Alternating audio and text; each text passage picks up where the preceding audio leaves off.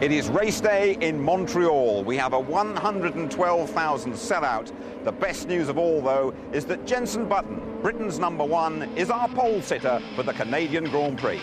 There's not much going on today. I'm really bored, it's getting late. What happened to my Saturday?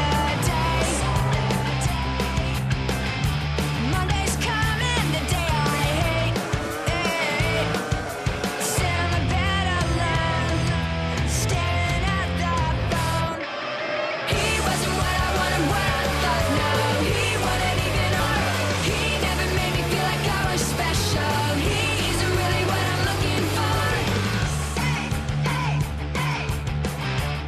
Button on pole. Yeah, his second career pole to go with Imola last year, and Jenson Button has a smile back on his face. How much does he deserve it?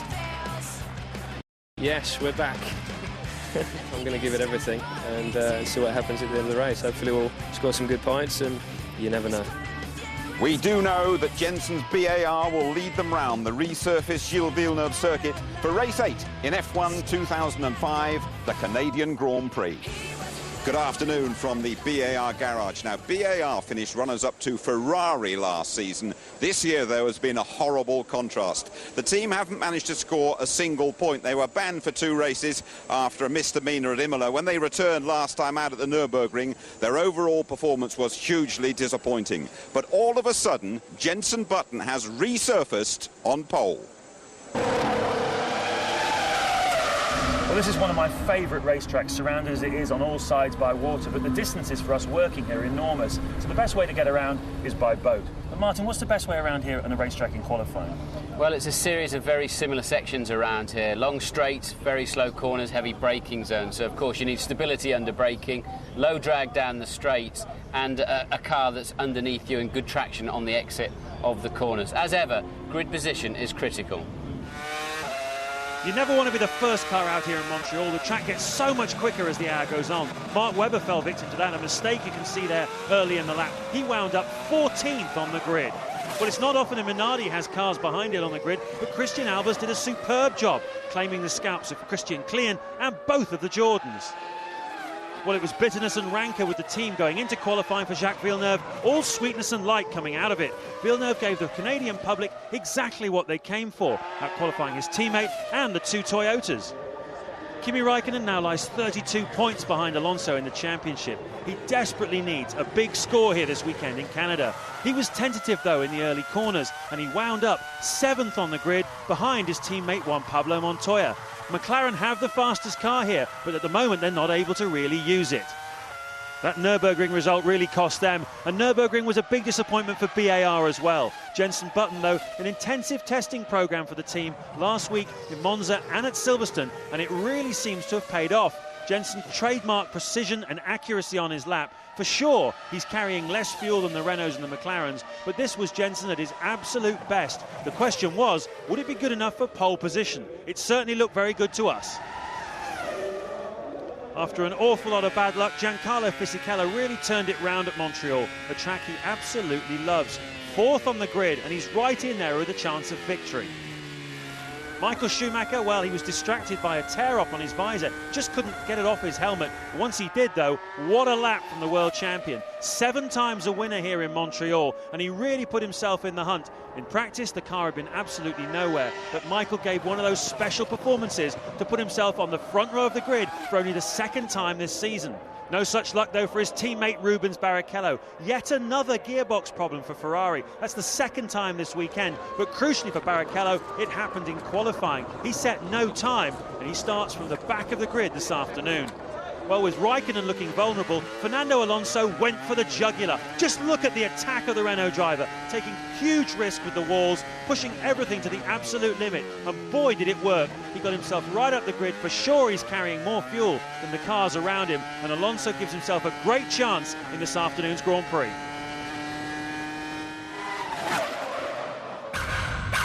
We're out to win races. That is our aim this year.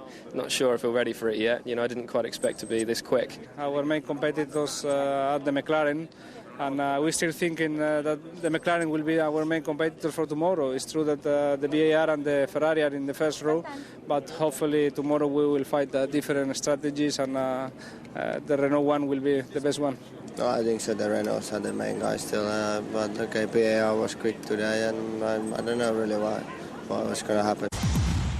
So once again, we've got 3 different makes of cars in the top 3 slots. We've seen it time and time again this season in qualifying and the race. It just shows how competitive it is at the moment, doesn't it? Well, that's the problem everybody's got. It is super competitive. So many cars that can deliver a strong performance. So strategy is everything. We're going to see a wide window again of pit stops today. Do you go light, get up front, take advantage of the field spread. We've seen 3 or 4 laps into a race, the midfield pack 20-25 seconds behind. That's already a pit stop out of the way. Or do you run the fastest strategy, which is a decent 2-stopper coming in about lap 25 today, and take your chances? The other big problem here, James, is this is the circuit that's had most safety cars historically, and of course if you're on a short fuel run, you just lose your advantage straight away. Yeah, 5 safety cars in the last 7 years is right, but you look at Heifel in Nürburgring, he ran light in the first stint, it worked for him, he finished second in the race, but it seems to me that the 2 Renaults and the 2 McLarens are the guys duking it out for victory today, and of them, they were all pretty similar yesterday in qualifying, except Raikkonen, who looked a bit off-colour to me. What did you make of that?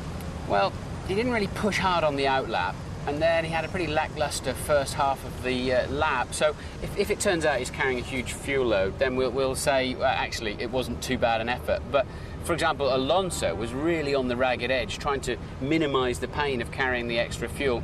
We're pretty sure, though, on the front row of the grid, Jenson Button, Michael Schumacher have got a lighter load. Well, Jenson did a fantastic lap yesterday, but if you were driving his race today, what would you do? Well, hopefully he wasn't showboating too much to get on the pole. The team certainly needed a strong result to lift spirits after their ban and all the other things going on. But he's got to get out front, push as hard as he can, stay out of trouble, and he's got a great chance of a podium today. Whether he can win or not is another matter. The car certainly looked pretty hooked up yesterday, didn't it? Ile Notre Dame circuit in Montreal.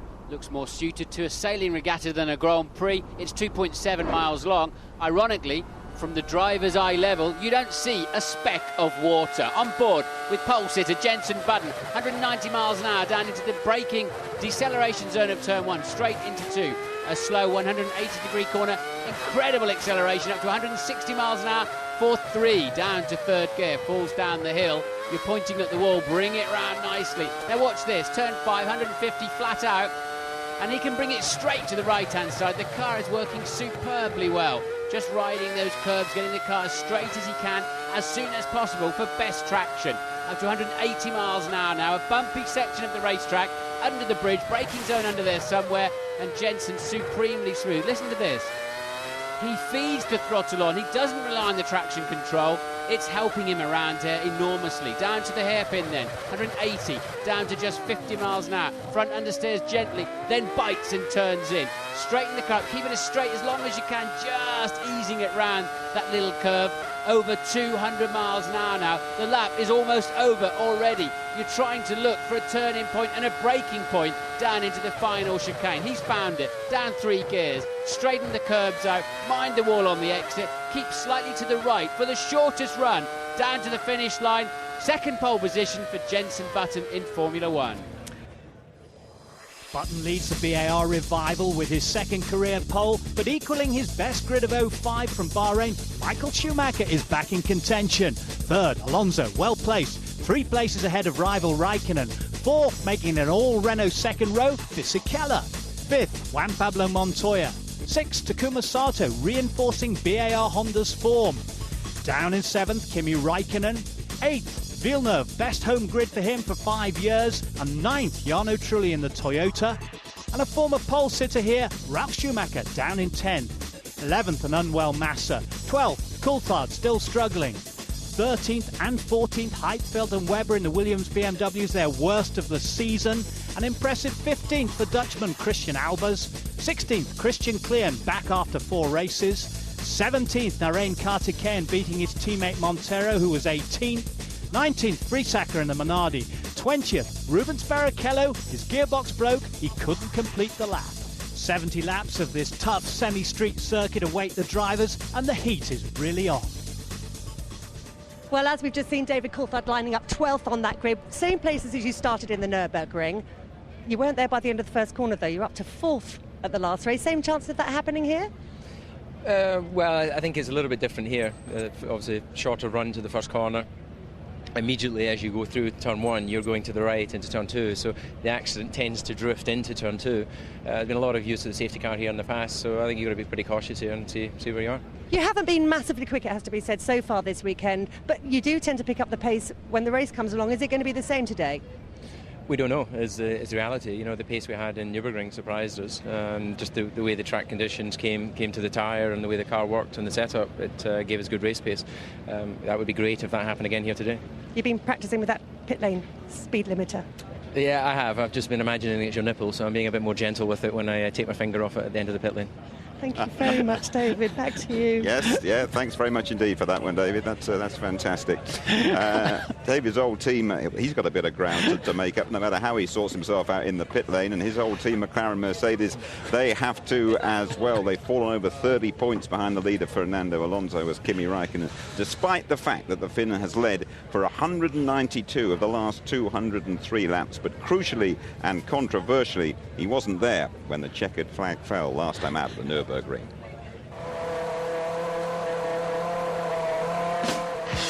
Kimi Raikkonen had victory well within his grasp at the Nürburgring, but the wind started to slip through his fingers when he flat-spotted his tyre. Just 1 lap from home, the resulting vibrations eventually proved too much for the McLaren suspension. But coming in to change the tyre was never an option for the team. I didn't have much choices, so I wanted to try to win the race and try to gain some points on Alonso, but unfortunately it didn't last. McLaren's decision not to pit raised questions about safety. The wheels are tethered to the car now, so the chances of a failure leading to either a wheel in the crowd or a wheel coming towards Kimi were controlled. I don't think we endangered his life. There was a risk, but it was a calculated one. I was very lucky they didn't hit me. I think it was about an inch from the back of my car when he went off. He obviously didn't want to slow down, or he didn't want to stop because he wanted to win the race, which is quite normal, I think.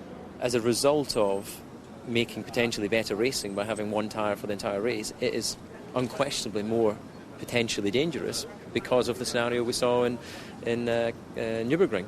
In the past, the sport's governing body, the FIA, has legislated to improve safety when issues arise from accidents on the track.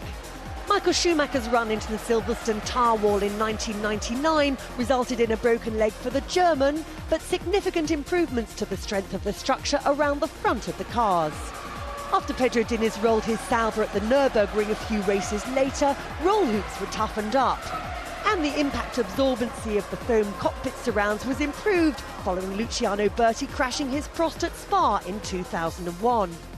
This time the FIA has responded by issuing this directive to both Michelin and Bridgestone, reminding them of their responsibility to ensure that tyres are sufficiently durable to withstand the rigours of a race.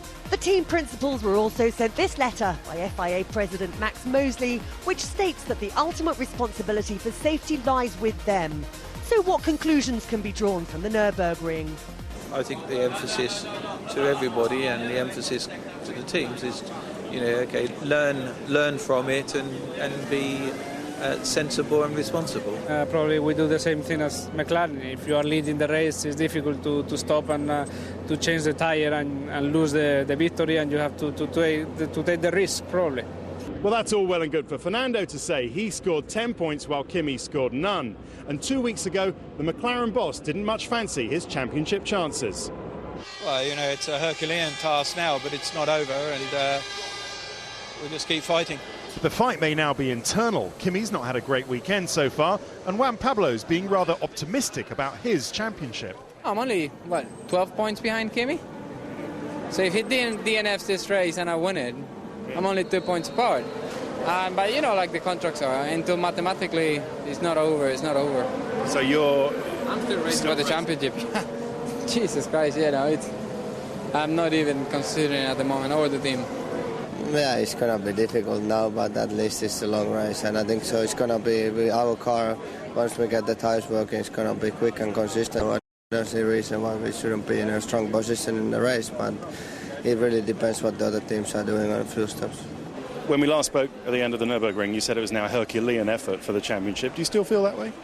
Did I say that? You said Herculean was the phrase. Oh, right. Well, I don't think anybody should write off Kimi. We've been pretty dominant through the weekend, and okay, every positions aren't great, but I think it'd be a different story 20 laps into the race, and as long as we avoid a first lap incident, we still have a very strong chance in the race. Well, confident words from Ron Dennis there, but let's talk to the man who signs the cheques at Renault. Patrick, surely this championship is just yours to lose. We had a good start to the season, obviously, but we still have 12 races to go, and I think the most important part of the championship is going to be the 6 races we have now in 8 weeks. So at the end of July, we'll be able probably to have a better look at what's going to happen at the end of the season. And how much would it mean to Renault as a whole company to win a Formula One World Championship again? Well, that would mean a lot, but it's not yet in the bag. And what it would mean is that it means that Renault has started Formula One 35 years ago, and we never won a championship with a full team. We won a lot of times as an engine supplier, but it would be the first time with a full engine, chassis plus engine. So it means a lot for us, who have always been very involved in Formula One. OK, have a good race. Thank you. Thank you. Flavio Briatore at Renault saying we haven't done anything yet. Just going back to that Kimi Raikkonen incident and him staying out, Tony, you as a racer, you know if you're up front in a race, you don't want to come in. You stick it out. Thanks for bringing that one up, Jim. It was my podium last week at Brands Hatch, but honestly, I was absorbed in the last 2 laps in a battle, and I was getting blue flags, and I got into trouble afterwards, but I got past the Corvette stringer, because it's that instinct that you stay out there and you battle away. He'd gone so far anyway, there was no way he was going to come into the pits. They conferred, McLaren are racers too, you stay out there, but obviously 90 seconds before the checkered flag, the suspension collapsed. But the Raikkonen accident, Ron Dennis saying the tethers held the wheels on, and that was absolutely crucial. Well, this is the point, that it's the safety measures that they put in Formula One, and there, if you look, now there's the wheel bearing after the vibration collapses, that breaks the lower wishbone, but look where the wheel is to Kimi Raikkonen. Look at the tethers hanging on. They're designed to hold a strain of 5,000 kilograms, and it ended up there. He could have been very, very seriously injured. A lot of damage, no injuries. That's the main thing. Well, the Iceman's failure to score, Alonso's bounce back. It means the Spaniard is 32 points ahead. Raikkonen and Trulli's Toyota both on 27. Heidfeld and Williams off the pace here. The German on 25. Teammate Webber a point clear of Montreal specialist Fisichella and the 2001 winner Ralf Schumacher. Michael and Montoya are both on 16. In the constructors, Alonso-inspired Renault have a 23-point lead over McLaren. BMW-Williams partnership is very fraught indeed, by the way, but they're within a point of Toyota. Ferrari, constructors champions for the last 6 years, a distant 5th. 19 points, a very encouraging return for our hosts, Red Bull Racing, in their first season. Here we are then approaching the halfway stage. BAR still haven't managed a single point, and despite all that euphoria about putting Jenson Button on pole, putting that right this afternoon has to be their prime objective.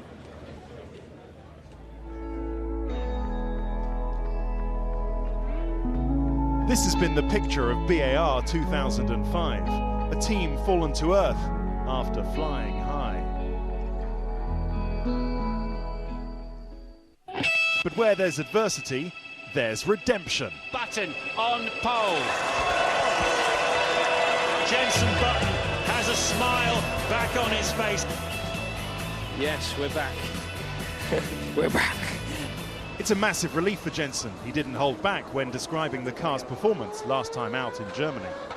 It's pretty rubbish, really, wasn't it? It wasn't the best weekend, but the problem was that we did a lot of our testing, our aero work in Paul Ricard the week before, and it's not a very good aero circuit, but we didn't have any choice. We've tested since Nürburgring, and we've realised that some of the aero bits we had in the car weren't correct for Nürburgring, and we think coming here that we've got a stronger car. You know, we're not quick enough to challenge the McLaren or the Renault, but we're going to be much more competitive with the other teams. I think now the Formula One is super competitive. That's what I say, because look at Ferrari last year, totally domination. To this year, they have got also a difficult moment, and McLaren, obviously, Renault and Williams, and it's all like, you know, anybody could go to the front, and for us either. After their 2-race ban, BAR had to add 6 kilos of lead weight to the car. How much had this actually affected their speed? Clearly, with the clarification, the regulation to be with a minimum weight absolutely dry, it does mean at the moment we're having to run a little bit heavier than original, but we're still always working on that, always going to carry on developing that bit by bit. We can get that weight down, so I'm sure we'll see a little bit more benefit from that through the rest of the season.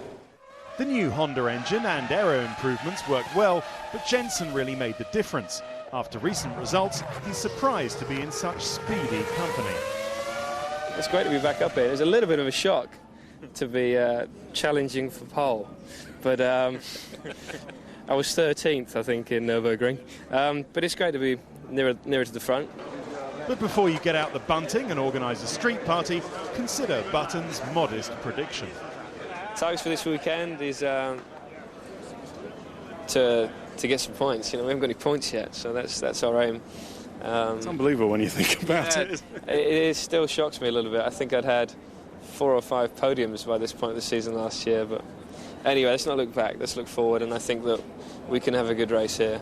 Let's hope they do. There's actually 5 podiums arriving here in Montreal for Jensen. But why should he leave that team now, bearing in mind that BMW Williams aren't exactly a harmonious outfit at the moment? No, and they could fall into further disarray. I don't know why he's even thinking of it, apart from the contract. 45% owned by Honda. Honda are putting more and more technically into that team. You've just seen the performance here, the power of that engine. You need it, 65% full throttle here. It's made a big difference at this high-speed track. I wouldn't. I'd be recommending that he stays exactly where he is. OK, Tony, let's go to Minardi, to the Minardi boss, Paul Stoddart. He has a few hard times to put up with over a season, but his man, the Dutchman, Christian Albers, is in a lofty position, number 15 on the grid. Here's Paul with Lou.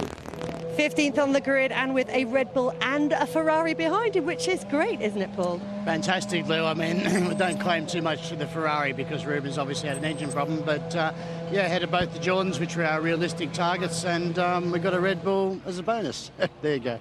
They are the guys, the Jordans, the guys that you really want to beat. What are the chances of doing it today? I think we've seen a steady improvement since the new cars come out. I'm not sure about here. If you look at the previous times, we were pretty close. I think it's just going to be a lottery to who gets the best start and who's got the best strategy. But the good thing is we're improving race on race, and that's the main thing. Thanks, Paul.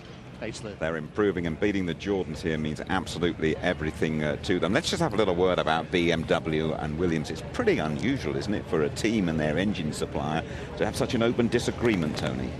I think it's highly unusual that it's been brought out into the public, as you say, but in 6 years of the relationship, they just had the 10 wins, and the BMW chief executive himself, Mr. Banker, said he wasn't satisfied with that, and so it's gone on. But clearly, Patrick Head is livid about it. He's had enough, and for Sir Frank Williams to say, listen, we never had all this finger pointing when we were working with Renault or Honda. We've had enough of it too. Means something serious has happened, and I'm very worried, obviously, for the relationship and the future of Williams, and therefore Jensen going there is not a good choice. Do you think a parting of the ways between BMW and Williams is inevitable? It's only a question of when. I believe it is. I believe that the owning family, the Quant family, have said in principle it's okay. There are other board members. It's about to get passed that they're going to buy Sauber. But we have to remember that's going to triple the money they pay, and it'll be like £300 million per year to go and buy their own team. But your own team is different to being an engine supplier. Thank you, Tony. I'm sure you've got your own views on that. Let us know. We always welcome your comments. And we got Ted Kravitz here now with an answer to one of your emails. On you go, Ted. Yes, indeed, Jim. Yeah, we've got a question here from Julian Tubb in Kent, and he asks, what's the purpose of these funny horns that stick out the side of the McLaren? I must say, I've always wanted to know ever since they appeared this season. Let's ask the designer, what do? Basically, they're to do the rear wing. The regulations to the rear wing very heavily limit the span of the rear wing, and we've tried to develop over the years ways of overcoming that. We have increasingly elaborate end plates shaped to the wing and so forth. That all modifies the performance of the wing, but another way of doing it is to affect the flow that comes onto the wing.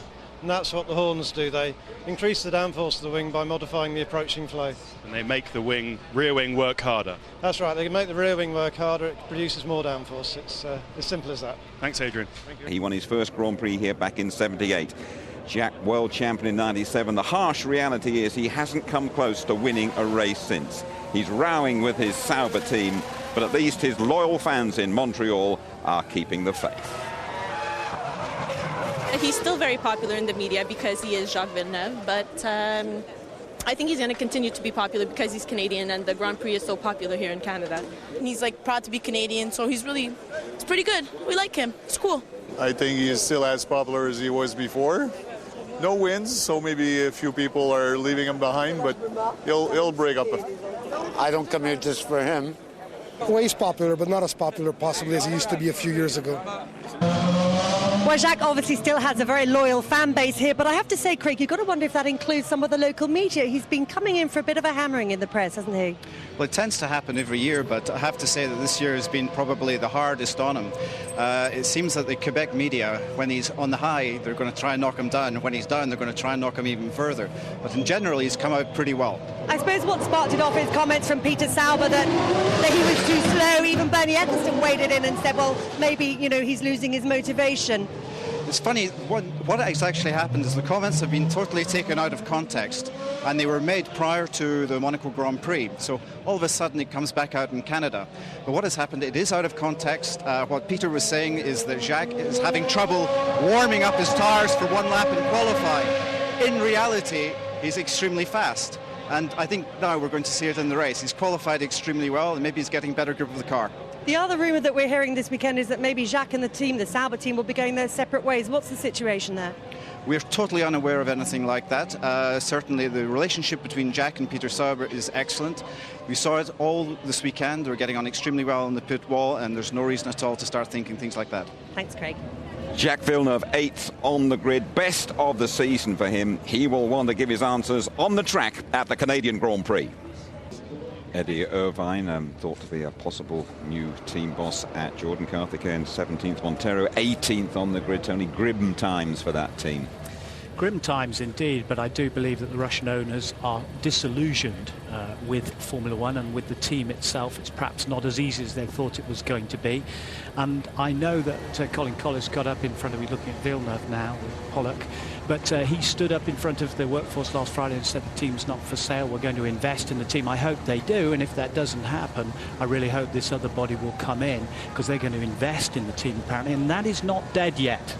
OK, just a word about Jacques Villeneuve. Is the exit door looming for him? Well, he's hanging by a thread, but he's sort of rejuvenated himself somewhat with this 8th place on the grid, but the home crowd put him there, an extra 4/10 of a second. His mother's here as well, Joanne. So perhaps he'll save another penalty. It's devilishly hot here, but it's going to be a really exciting race. There is a real buzz up and down the paddock. A lot of good cars down the grid, including Mark Webber, number 14 in the BMW Williams. Well, Mark, P3 at the last one, P whatever you are down here. What is going on this weekend? We struggled to get the car working on new tyres. We know that some other teams are on the same tyre as us, so clearly it's not a Michelin thing. We've got to just try and get to the bottom of trying to get the car working on new tyres. The long runs are much better. But normally I say to Chevy, my engineer, Chevy, let me know when the 17th or 18th car's in position, but today I'm down here myself, so obviously both cars struggled in quality, and we'll try and get through the race. Got to watch out for trouble at the first corner? Yeah, I mean, this race is... everyone uses generally different materials here as well on the brake side, so it's very hard to get temperature in the brakes, so I'll be doing my best to stay away from everything. Thanks, Mark. Just over 15 minutes to go before Villeneuve and all the others get going in the Canadian Grand Prix. Now they've resurfaced the whole track here, Tony. They're even working on it on Thursday and Friday. Are you a bit worried about that? Yeah, I am, and certain McLaren personnel are too, because if you take Indianapolis, for example, they resurface it right after the 500. They leave it for a year through a winter and a summer. Here you have extremes of temperature. massive temperatures here, and the tarmac has started to concrete down. Dupasquier from Michelin says it's okay. There's sufficient chemicals on there for it to last during the weekend. And you're looking at Ron Dennis, and one of his engineers said to me, but it's not that, it's the tarmac around it that could break up. We've got issues over tyres. It'd be like trying to, you know, play golf on a golf course with massive divots in it if it starts to break up. Okay, we've seen some nice vistas around the circuit that Dome built for Expo 1967. Martin Brundle was not driving then. He's down there at the sharp end of the grid and looking for Jensen, I would think. Martin, on you go. We'll try and find him. Hello, everybody. Welcome to the grid for the 37th Canadian Grand Prix. It's 44 degrees track temperature. It's super hot and muggy and horrible. That's just in normal clothes. Let's see if we can have a word with pole sitter Jensen Button. Sorry, we have to just barge our way through a little bit. Jensen, right, we know you can score points, we know you can get podiums, we know you can get pole position, we know you're a great commentator for Formula One. Can you win this race? I'd like to say yes. You know, we need to be positive, but it's going to be difficult. You know, the Renaults are very quick, and we didn't expect to be this high up in qualifying, so we'll see what happens. I'm going to try my best. You know, I'm going to give it everything, but I don't want to get everyone's hopes up too much. You weren't showboating in qualifying yesterday. You got a good solid chunk of fuel in there. Well, this is the best strategy for us. That's all I can say, really. This was by far the best strategy we could choose, and this is where we are. So it looks all right so far. We just got to see what happens in the race. So you've got to get down to the first corner first, and hope Michael holds up the Renaults as presumably your strategy. You're on a reasonable side of the grid here. Short run down to turn one, though, isn't it? Yeah, it is, and that's a good thing. You know, they've got some straight line speed on us by about 12 k's on the back straight. So I've really got to make a bit of a gap on the first lap, otherwise they'll be by. So that's my aim. Well, that's an interesting point. You've not driven since yesterday's qualifying lap. You've had one tootle round to save fuel. How hard is it? I mean, you're standing there coolly talking to several million people. Some of them might even be your fans. How difficult is it just to turn it on as soon as those lights go out? It's not too difficult. You know, we get pretty worked up before the race anyway. You know, it's not like we just jump in the car and we go. We do a lot of warming up, bit of boxing, bit of that. Yeah. And so we're pretty warmed up. You know, we're pretty focused when the lights go out. So calm on the face, and then underneath some energy. Good luck. We'll be right behind you. And right, let's see what's going on. We've got Ferrari just Michael, sorry, do you mind, we're just a little bit live here with British TV. Can we just have a quick word with you? Certainly. Good to see you again. Thank you, nice to be back here. You're back with Mansour for McLaren. That's correct. Back here rooting McLaren on this year. Looks like they got a good chance. It's a year makes. Yeah. It's a very kind of competitive year. I just still can't get over, you talk about hundredths of a second, how it can change so much. But Renault looks good this year. McLaren, Michael's back up here again. You're obviously watching it closely. What are you working on at the moment? Doing a picture in Toronto called The Sentinel with Kim Basinger and Kiefer Sutherland. And a girl named, I don't know if you have Desperate Housewives in England or not. We have loads of them. Well, this is a new television with a girl named Eva Longoria. It's a new series. All right. We're in Toronto and just down here enjoying Montreal. I've got to be getting on. It's great to talk to you. Do you want to meet the nicest guy in Formula One? Mansour Ogier, joint owner of McLaren team. Mansour, Ken Raikkonen's a bit back on the grid. I mean, he didn't have a good qualifying lap. Can you win this race? Sure, I think we can win this race. I think it might be a very interesting race. I think we're very close to the Renaults, and I think that the Renaults and ours are probably on similar strategies, and we'll see what happens. Could do. All right, I'm going to go and try and find some of your competitors. Good to see you. See you later. Right, Alonso, we've bothered him a lot at Grand Prix, so there's so much going on the grid. I just give you just look at the activity. They're keeping the tyres warm. They're trying to keep the engine and brakes cool. There's generators working away, guys on laptops. The frantic activity. You'd think the car would be totally ready by now, but they're just monitoring this sort of work of art until it's ready to start the Grand Prix. Let's see if we can find Fisichella. Hi, Flav. Giancarlo, excuse me, sorry for butting in. And you're right, Pat. So, you had a great start of the season. It's been a bit difficult. Could today be the turning point? Yeah, I hope so. I'm really looking forward. We have a very good package. We are competitive yesterday and today. No, yesterday and Friday we did during the long runs a very good performance. So we are looking forward, and we are quite surprising about the pole position and the second position from VAR and Ferrari. I think they are one step less than us, so we're pretty confident to overtake them during the race. Okay, what are you going to do if you find yourself in front of your teammate? He's up for the World Championship. You still hoping you can catch him? Well, the race is open for both drivers. There is no team orders at all, and we'll do our best. So his championship's his problem. Yeah, it's a problem because he has a lot of points at the moment to compare me and compare everyone else. But we are still on the first part of the season, and it's far away to the end of the season. Looking forward to seeing you in the race. Let's see if we can just find one more peddler before we go back. JPM looking a little bit like a knight in shining armour. JPM, quick word. You ready for this? You had a good qualifying, car feeling good? Yeah, I think we're pretty good. I think we've got a good strategy, and have to wait and see where we stand against Renaults. Looks like the front two cars might be doing 3 stops, so we'll see. So pretty narrow down into turn 1. Yeah, it's like everywhere. It's normal. All right, thanks for talking to us. Over to you, Jim. Thank you, Martin. Juan Pablo Montoya saying he wants a quiet race and a podium. A lot of support here for Jenson Button, but behind him, Alonso and Fisichella, the flying Renaults loom, Tony. They do indeed. I mean, they are still the team to beat, and what they said is they wanted to get the McLarens behind them, and that's exactly what they've done. And also, listening to Juan Pablo Montoya there is this rumour that the FIA said to McLaren, keep your man in check, especially after the accidents at Monte Carlo and the recent spate of accidents. But here's a fascinating one. We learnt from McLaren that at the end of the Nürburgring that Alonso would not have gone on for another couple of laps because his rear wing was about to break off. It had actually been damaged in that first lap crash. It was a great comeback win, and Nick Heidfeld preparing for action. He's starting down at number 13 on the grid for the Canadian Grand Prix. If you're just joining us, welcome. The Gilles Villeneuve circuit has been resurfaced. Fernando Alonso, World Championship leader, very confident. Just watch out for congestion through the first 2 corners for the notorious Champions Wall at the end of the lap. Damon Hill, Jacques Villeneuve, Michael Schumacher have all come off second best here. 20 start, but they will not finish. Less than a second covering the top 8. And Jenson Button leads them round. A first career victory would be absolutely fantastic. A podium and the first points look a more realistic target. We're almost ready to go in Montreal.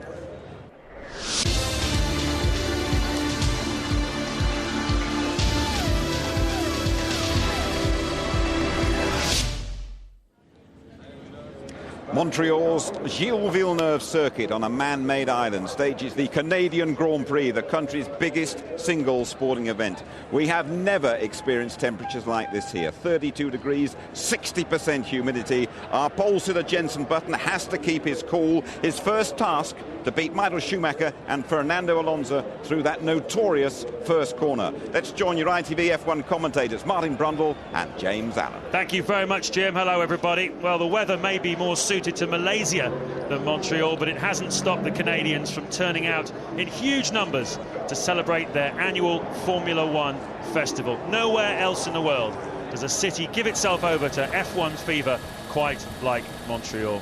And this year, they've got a really thrilling race in prospect. Both McLarens and both Renaults have a great chance of winning here today. And pole sitter Jenson Button as well, for all that he was bashful with Martin. If the cards fall his way in the first half of this Grand Prix, he could be there as well at the end. He's certainly got a great chance of scoring a podium today. Well, it's going to be a close fight, as there's absolutely nothing to choose in pace between the Renaults and the McLarens here. They've been absolutely matched throughout the weekend. The balance sheet so far for the season reads 5 wins to Renault, 2 to McLaren and none to Ferrari, just showing how quickly things change in Formula One. And what about BAR? Second in the World Championship last year with Jenson Button there and Takuma Sato. They have no points on the board at all as we approach the halfway stage in the 2005 season. And Ferrari, well, they're still struggling as well to get their season into gear. Michael Schumacher pulled out a stunning lap yesterday. He gave himself a long side button on the front row of the grid. But the spectre of an unreliable gearbox hangs over this team. I'm told they've got through 8 of them so far this weekend. Schumacher's had a problem in practice. Rubens Barrichello had a problem yesterday in qualifying, and he starts this Grand Prix from the back of the grid. There's Jean Todt, the sporting director of the Ferrari team. He's certainly got a big headache with this gearbox. He's got his pullover on, so it's obviously not that hot out there. He's always wearing his woolly pulley, isn't he, Jean Todt? But yeah, certainly we're hearing more and more that there's certainly a strong feeling that the Renault team are carrying a bit of a problem with an oil leak, and it depends who you talk to. The team are just brushing it away, not a problem. But certainly you hear more and more that they're ailing a little bit. A couple of people down on the grid are giving me a bit more information on that. So one or two people limping out. As you say, the Ferraris have clearly got a weakness here with their gearbox. It's an unusual racetrack.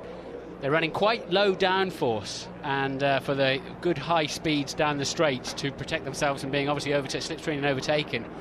But I was talking to Jeff Willis at BAR, and he said the new regulations and with the low downforce, if you're within, say, 2 seconds of another car, you're already beginning to suffer from the turbulent air. So we'll keep an eye on that. Also, they put resin down yesterday on all of the key loaded areas, which we thought looked pretty slippery, but actually it's bedding in now, I'm told, and not really a big issue. You'll see some grey patches on most of the important corners where they felt the need to protect this brand new surface. Well, there's your World Championship leader, just 23 years of age, Fernando Alonso, leading by 32 points over Kimi Raikkonen at the moment, and he's in front of him once again on the grid. We know that Alonso is third. Tell you that Kimi Raikkonen is seventh on the grid, and he's got teammate Montoya just in front of him. It's a much more competitive weekend this weekend for Montoya. And Fisichella, interesting as well. He's just behind his teammate Alonso on the grid, and I've been told he's got 1 lap more fuel in this car than Alonso. So if he can stick on Alonso's rear wing, he could make that count, because all this season, Martin, we've seen that if you've got 1 more lap of fuel, it happened to Webber and Heidfeld in Monaco. It cost Webber second place because Heidfeld made the stop, and it's just that difference. It really makes a difference just to be able to go 1 lap longer. You can pinch a position. Yes, especially if you're running line of stern with other cars or in heavy lapping traffic. So a little bit more fuel usually, almost always pays off. You're right. There's Barrichello then, starting from the pit lane. Had a gearbox problem in the qualifying lap yesterday, so he may as well put a fresh set of whatever he wants to do to it, really. He can put any amount of fuel he wants, but of course, if they want to change anything fundamental, they've got to wait until the red lights go out, until the race is underway. So we'll keep an eye on that. But I suspect he'll just start. So often there's a shunt in the first corner that he's probably better off in the pit lane, frankly, and picking his way through the pieces if the start's anything like normal here. Well, you've heard Jim say that the safety car haven this place. 5 times in the last 7 years we've had a safety car here at Montreal. That would be bad news for Jenson Button if it happened. Fisichella slow away there, but he's in. As long as you're away before the tail of the pack passes you, the end car passes you, then you can rejoin and pick up your original slot. But Fisichella not with such a problem.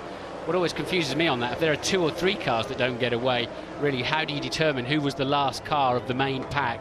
But that's not a problem today.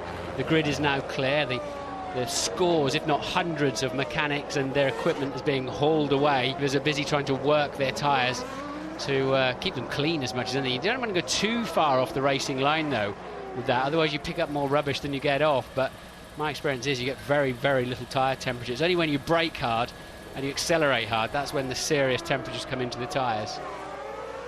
Big crowd here. They've been passionate all weekend. They've been cheering on their local hero, Jacques Villeneuve, standing up in their seats, applauding him just because he's been having a tough time this year with Sauber. Doesn't mean they aren't still behind him. And boy, did he pull something out yesterday in qualifying. Villeneuve 8th on the grid in the Sauber, hoping for a strong race here this afternoon. This is the toughest circuit of the year on brakes. There are 5 big stops here, from anything up to around 200 miles an hour down to 50, 60, 70 miles an hour. 5 chicanes or hairpins, and really is a real brake breaker, if you like. Neat and tidy behind you. Don't go and park on the grid and give them 45 seconds to line up behind you. Back them up, he said, and make sure they're tight with you so that pole man's not sitting there any longer than half a minute. Otherwise his car starts to cook and melt. But Jenson, they're clearly suffering from a gear shift problem on this lap where he couldn't change from first to second. They're saying, we'll try it now. So drama's already then for Armand Button, who's not even yet really taken up his pole position. This is the slowest parade lap I've ever seen. It's maybe it's because Jenson's stuck in first gear. Hopefully he's sorted that problem out. He's coming through the final chicane now to take his position. And he's not going to have to wait too long, as you say, Martin. It's This won't help Michael Schumacher. The Bridgestone tyres on the Ferrari don't like it when the temperature drops, which will certainly have happened here. So this will be very good news for Alonso to try and grab the second place off Michael Schumacher to the first corner. I would think you're absolutely right on that strategy there. Jensen knows he has to beat Michael down to the first corner and hope Michael backs the Renaults and the rest of the pack up so he can bowl. It's almost certain he's got to stop one more time than the main contenders for this race this afternoon, which surely are Renault and McLaren. A lot of people locking their brakes. It's still not a smart thing to do, but unless it happens at high speed, it's not really going to flat spot your tyres. But of course we know locking those wheels, flat spotting the tyres, gives you major dramas later on in the race. There's John Button, Jensen's father. Wonder what the nerves are like for him now. He's been through so much with his son. Something I've never seen before. We've got stationary Formula One cars behind us, all waiting for everybody to line up. They're coming in so slowly to this grid. We've still got 3 or 4 to take up their place. There's Flavio Briatore. He's steered this Renault team to this. They've been on top of both championships right since the first Grand Prix in Australia. Now the 2 Jordans and the Minardi form up. You can see Rubens Barrichello there in the Ferrari. He'll start from the pit lane. Well, a Formula One car accelerates from 0 to 60 in around 2.5 seconds. And they'll do that any second now. Canadian Grand Prix is underway. Jensen Button, look how slow Michael Schumacher is. Perfect strategy, but look at those 2 Renaults. Fisichella into the first corner first. What a slingshot for the Renault. And look at Montoya being very rude indeed with Michael Schumacher. He's taken the place. Schumacher has dropped right back behind both McLarens, both Renaults and Jensen Button. And now Raikkonen is having a bit of a look up his teammate Montoya. He's passed Michael Schumacher, so a terrible start for Schumacher. But what about this setting up for the Grand Prix? 2 Renaults, 2 McLarens looking very strong. Yes, I mean, Jensen definitely wrong-footed Michael with that slow warming up lap, but he wrong-footed himself as well. The car just did not get away. They went absolutely nowhere. They moved immediately. They just didn't gather speed. And the Renaults were right, we'll have a bit of that, thank you very much. They didn't really even have to fight for it in that very short run down to turn 1. And Sato there, side by side with one of the Toyotas of Jarno Trulli. So Sato in trouble down at what was turn 8, I believe. Yeah, they've been running side by side for a while. There's Villeneuve as well. You see having a little bit of a look at Sato now. Massa in the mix as well. One of the Williams is up there as well. It's Heidfeld. Fisichella leading then. Alonso 2nd. Button 3rd. Montoya 4th. Raikkonen 5th. Michael Schumacher down to 6th from 2nd on the grid. Trulli is 7th. Sato 8th. 9th is Massa. 10th Heidfeld. 11th Coulthard. And Villeneuve, and I mentioned there he is, you see, behind Ralf Schumacher. He's dropped back from 8th to 12th on that first lap. Very poor start for the local hero. Well, of course, it's all done. The drivers have to manually make the system function, but a lot of it is then taken over by the computer. And there's Coulthard. What's he doing there? He's fighting with Ralf Schumacher for 11th and 12th places. Ralf Schumacher's been pretty hustling on this first lap. We saw him overtake the Sauber of Villeneuve down at the hairpin, and he really wants to get on with this race. Well, he's always been very strong here as Ralf Schumacher, winner back in 2001, pole last year. There's Villeneuve. He's down in 13th place. Coulthard went wide into 6th, so he'll be under pressure on the exit, but Ralf Schumacher not quite close enough. And it's so hard in the braking zone under that tunnel. Looks easy enough from us in the camera's view, but when you go underneath the tunnel, just momentarily goes dark, and that's exactly where you have to hit the brakes. And again, Ralf Schumacher with much more straight line speed, and he's gone straight up the inside of Coulthard. Will Coulthard see him coming? He's an old hand, he does. Didn't make it easy for him, but Ralf was going to take that almost come what may. That was very fair driving by David Coulthard. He didn't make it easy for him, but neither did he chop him or cause any kind of incident. It's a long race here, 70 laps of this 2.72 mile Gilles Villeneuve circuit on the Ile de Notre Dame. A lot of racing still to come here. You've got to look after your tyres, your brakes, and diving into the pits is Jacques Villeneuve. So some sort of problem there for the Sauber driver. He's only completed 2 laps. And at the moment, Fisichella leading them by 1.1 seconds as Villeneuve changes his nose. Well, it looked intact. Couldn't really see anything wrong with it, unless he's lost a side wing end fence or something, which would still give you pretty dramatic handling problems. But Ted Kravitz has found Nick Fry of the BAR team.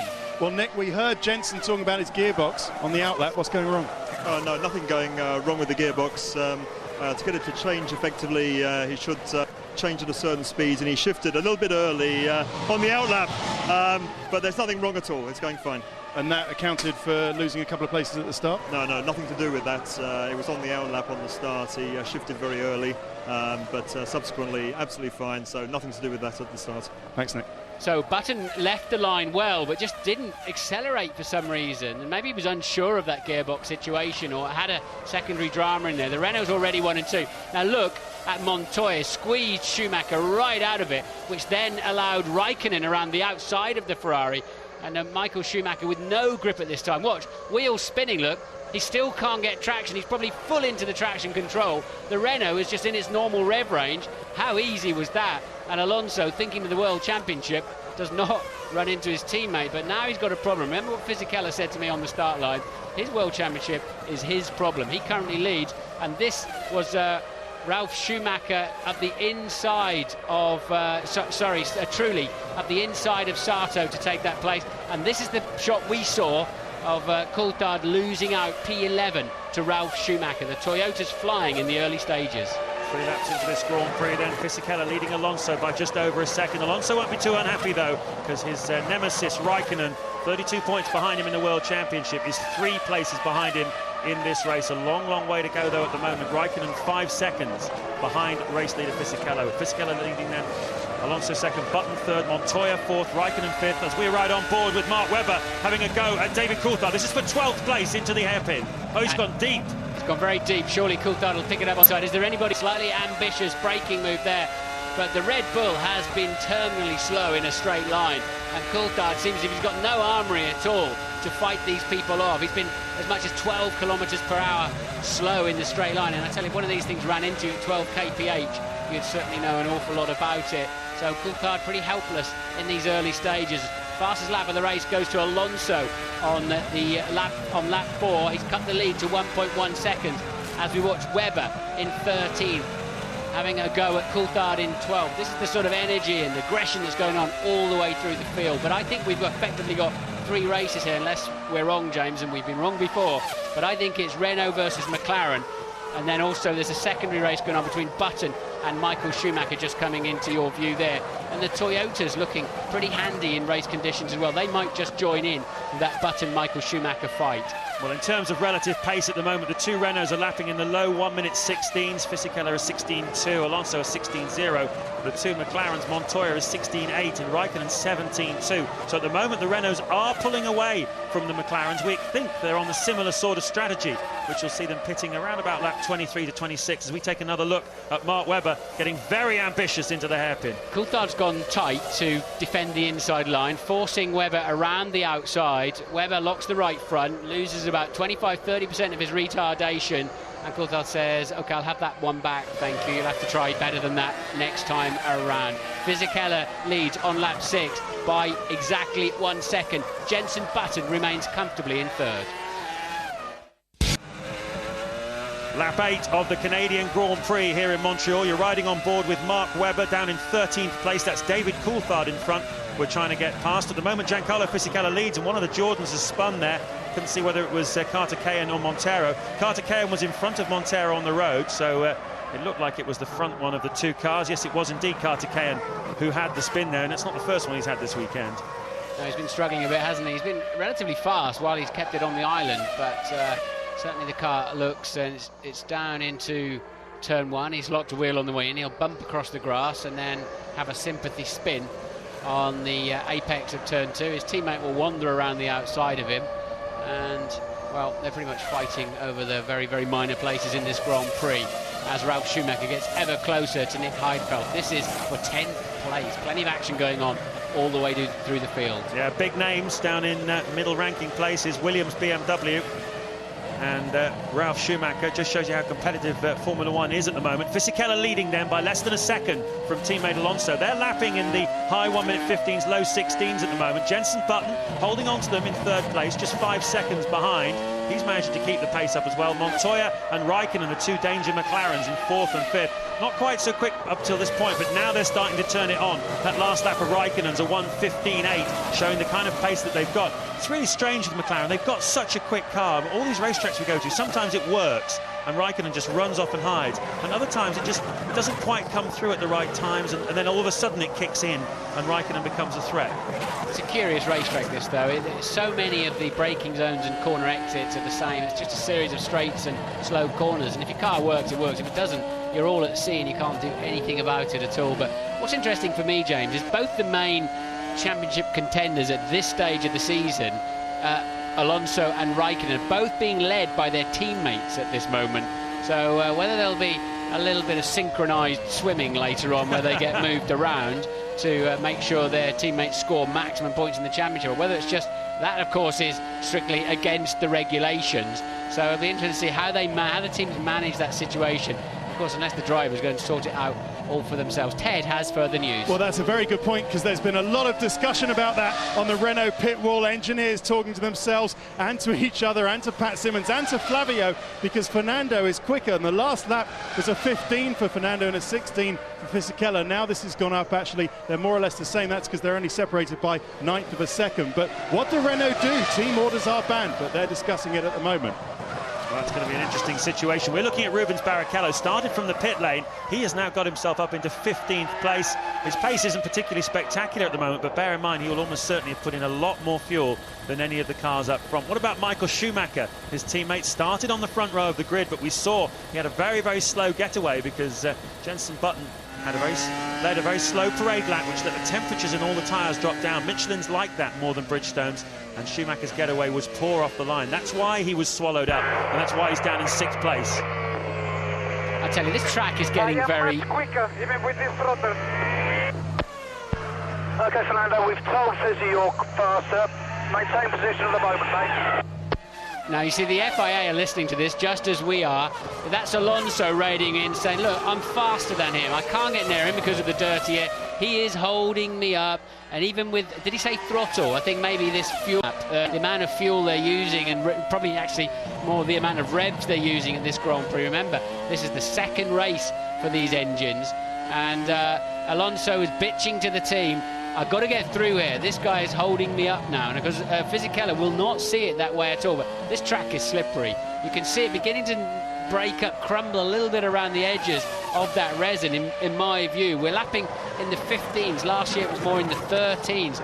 And we've seen a lot of drivers having really strange spins so far. So I'm sure they're treading slightly carefully out there. Well, Alonso wasn't kidding. His first 2 sector times, the fastest of the race so far. He wants to get on with it here. He's lapping in the 1:15s. He feels he can go even faster. He just sets the fastest lap of the Grand Prix so far. He wants to get past his teammate, Giancarlo Fisichella. He's got more under his foot than Fisichella has, and he wants to put some real space between himself and Raikkonen. It's going to be very interesting to see how they play that one. They just have to tell Fisichella Alonso's fastest, but they're not allowed to say to him, therefore, move out of his way, because that's not allowed in Formula One. Fisichella can do it for himself, and let's not kid ourselves. This is completely discussed in the briefings through the weekend, and particularly this morning, their pre-race discussion, whether they've got code words, whether they've got other systems, but it's easy for Fisichella to just blend out of it and let Alonso go. But is that how he's thinking? Well, that's not how he was thinking when he was talking to me on the grid, is it?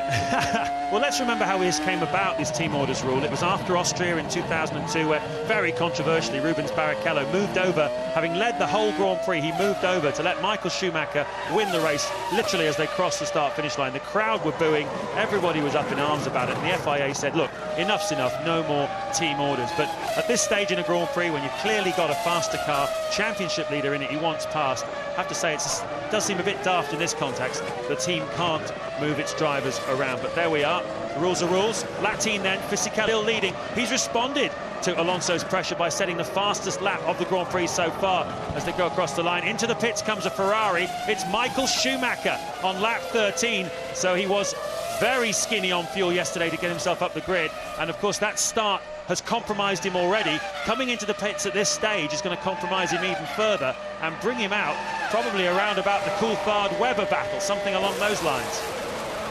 Yeah, I think he'll be exactly there. Coulthard and Webber passing him now on the racetrack.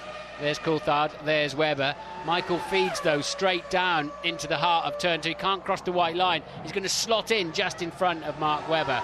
So now if he's on the same number, he's got the same number of stops now for the rest of the afternoon as Webber. So that works quite nicely for him. Fisichella leads by 1.2 seconds from Alonso. Lap 15 of the Canadian Grand Prix here in Montreal. Giancarlo Fisichella leading by 1.5 seconds from Fernando Alonso. Jenson Button was in 3rd place, but he's just dived into the pits now. We haven't seen it yet on the pictures, but there he is coming in now to his pit box. And so a relatively light fuel strategy for Jensen. 16 laps into the Grand Prix only before he had to make his first pit stop. We reckon that the Renaults and the McLarens have probably got about another 7 or 8 laps of fuel. Ralf Schumacher in the Toyota has also come in early, so he too was running pretty skinny in qualifying. So Button, remember, was on pole. Michael Schumacher was alongside him on the front row of the grid. Now you can see why they were carrying less fuel than the Renaults and the McLarens. But Martin, we're entering a critical phase of the race now, because Fisichella has been given the hurry up by his race engineer Alan Permain. We're hearing from our F1 ITV pit crew, and that means that they want him to get on with it a bit, because they're worried about the pace of McLaren. Montoya now just setting the fastest first sector of the race so far. McLarens are really on the pace, and they're only 9 seconds behind the 2 Renaults. It's 2 Renaults in front, 2 McLarens behind them. Yes, I'll reiterate what I said earlier on. For me, this race is one of 2 parts, in that you've got the 2 Renaults and the 2 McLarens really fighting for the victory and the podium slots, as Klein gets dangerously close to the wall on the final chicane. We'll see it from the wall. Loads of space. And then you've got another fight, which is... which one is that? That's Klein again, I think, wasn't it? Still struggling to find some grip. Then you've got another fight between the 3 stoppers, which is Michael, Jensen, Button, who's got the edge on that one at the moment, and the 2 Toyotas are in there as well. So we'll watch that unfold. I think the track is getting really tricky. There's a lot of debris around and about. Gravel now on the racetrack, lots of dirt that gets plucked onto the racetrack if they run a little bit wide. And I think this is a tricky track to drive for all the drivers. We might see a few unforced errors this afternoon. Yeah, we're certainly starting to see some Klein 12th in the field at the moment, just having a bit of a struggle with his car. Didn't qualify particularly brilliantly, 16th, but with people coming into the pits. Takuma Sato, we didn't see it, but he has just come into the pits, made a stop and gone back out again. So how did that work out for Jensen Button? Well, not too bad. He's in 6th place. Michael Schumacher, who pitted before him, has dropped down into 10th place. So the strategy has not been brilliant for Schumacher, but it's that start which has really compromised the world champion here. Now, what are they going to do about Fisichella? Alonso thinks he's holding him up. It looks like he's holding him up to me. Fisichella's in that sort of second turbulent air gap. And Montoya's now started, as you say, to get foot on the throttle a little bit. He's just 8 seconds behind the 2 Renaults. Renault got to be careful that they don't allow Fisichella to hold Alonso up. And Raikkonen now pumps in the fastest lap of the race as well. So the McLarens really coming into their own at this stage, and that will frighten the Renault team. Ted has some news. Down at BAR, Jensen was clearly not particularly happy with the balance of his car, because they made quite a few changes, Martin, in the pit stop. They took out front downforce and adjusted the tyre pressures, so perhaps it was a touch of oversteer. Let's see if the pace improves. Well, that's surprising, isn't it? His car looked absolutely on rails, glued to the ground in qualifying. So again, whether that's a change of the track surface, you can see where that resin is breaking up and moving off. So they had to put the resin down for a reason. Underneath, it can't be that stable. Well, this is interesting now, because the McLarens are really picking the pace up. They're down in the very low 1 minute 15s. Fisichella 1 minute 15.8. 0.8 of a second they took out of him on that last lap. This is lap 18. We've still got probably about 6 or 7 laps to go before these 2 teams make their pit stops. And already you can see McLaren are getting themselves very close to Renault, so it's getting quite critical for Alonso now. The danger man, his championship rival Raikkonen, is the fastest man on this racetrack. And right up behind Montoya now as they move towards their 2-stop pit stop zone. A few more laps yet. Montoya responds with a 1 minute 14.7. Raikkonen a 1:14.9. The leaders 15.1 and 15.2. The gap down to 8 seconds. Renault will be under siege from McLaren in the very near future. This is really good stuff. We're riding on board with Kimi Raikkonen. That's Juan Pablo Montoya in front of us. This is turns 8 and 9, picking the speed up from 80 miles an hour on the exit of that corner. Down the hill under the bridge. There's Ron Dennis. He looks pretty composed, doesn't he, on the pit wall? Montoya's very quick in the first sector on this lap, fastest man out there. As the fuel load ebbs away, they're not carrying that weight penalty. The 2 leaders, Coulthard's pitted from what was, I think, 11th place. The 2 leaders beginning now to lap. There's 2 Jordans. One's already been dispatched down the back straight of Carter-Kine. Montero is ahead of them, and he looks like he'll be... he's not anticipating them, is he? Now he's just taken the wide run in towards turn 1. Fisichella, a 1:15.7. Alonso, a 1:15.3. Montoya, a 1:14.7. Now 1:14.6. Montoya's flying. Raikkonen can't quite hang on to him. He's taken 3 seconds out of the Renault's lead in the last 4 laps. Has won Pablo Montoya. Raikkonen is sticking right with him, as you can see.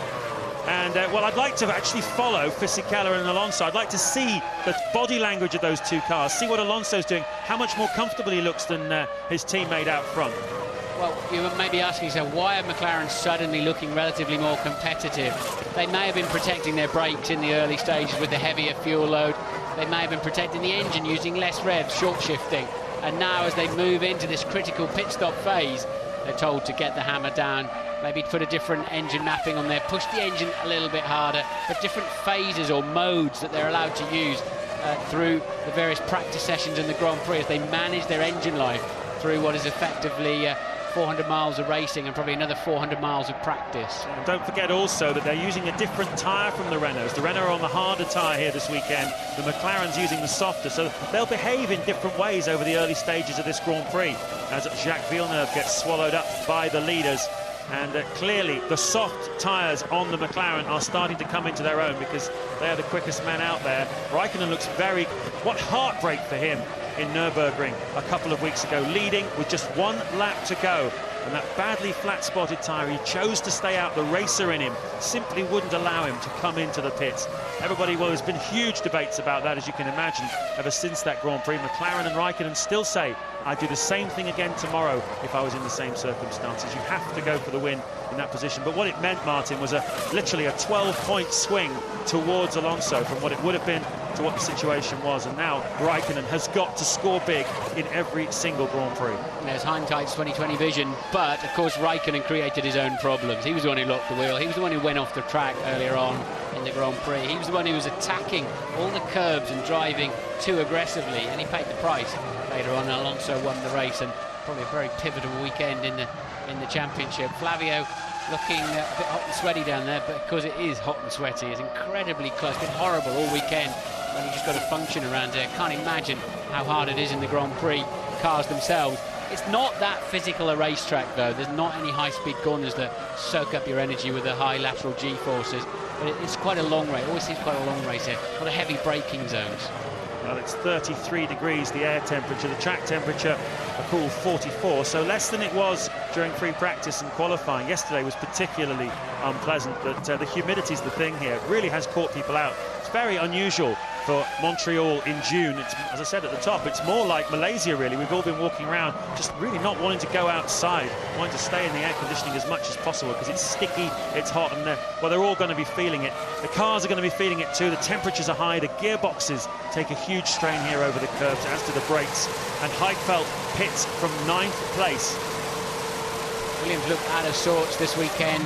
They're very, very much looking forward to the French Grand Prix where they've got a big new aero package coming. They're really pumped up about that. So maybe Williams will be up there joining the fray as well, on board with Jenson Button, who's made the first of his 3 stops. He maintains 6th place, running comfortably in the low 1:16, about a second behind the leaders now. So he's not up for a win today unless he just reverses into one, lucks into one. It is about the 4 cars, 2 of which you've just seen, and 2 coming into the background there. And must be good now. Montoya and Raikkonen have got a sniff of the Renaults as Klein rejoins the racetrack right in front of Alonso. Will he let Alonso go through? No, he will not. He's struggling to hang on to it himself. Now, it's very dirty around the outside of turn 5. He's holding Alonso up badly here. And Alonso out at sea on the marbles. And finally, yes, don't blame you actually, but it won't help you go forward, mate. Get on with it. But I can understand the frustration there, because look how far Fisichella's down the road now. It's like Monaco through there, isn't it, with walls and barriers either side. There was no room, no chance to take any risks through there. He had to wait for Klein to give him an opening to go through. No wonder Alonso was frustrated by that. We'll have a look. It was a second, the gap between them on the last lap. Let's see how much time Fernando Alonso lost then in that sequence behind Klein, as Sato pits for the 2nd time in the BAR Honda. Have we got trouble, Ted? Big trouble. It's terminal. He won't be pitting in the race again. I tell you, I'm just having a look at the car. The engine was still on, and there hasn't been any contact. I can't see any wings off or anything like that. So mechanical retirement for Takuma Sato down here at BAR.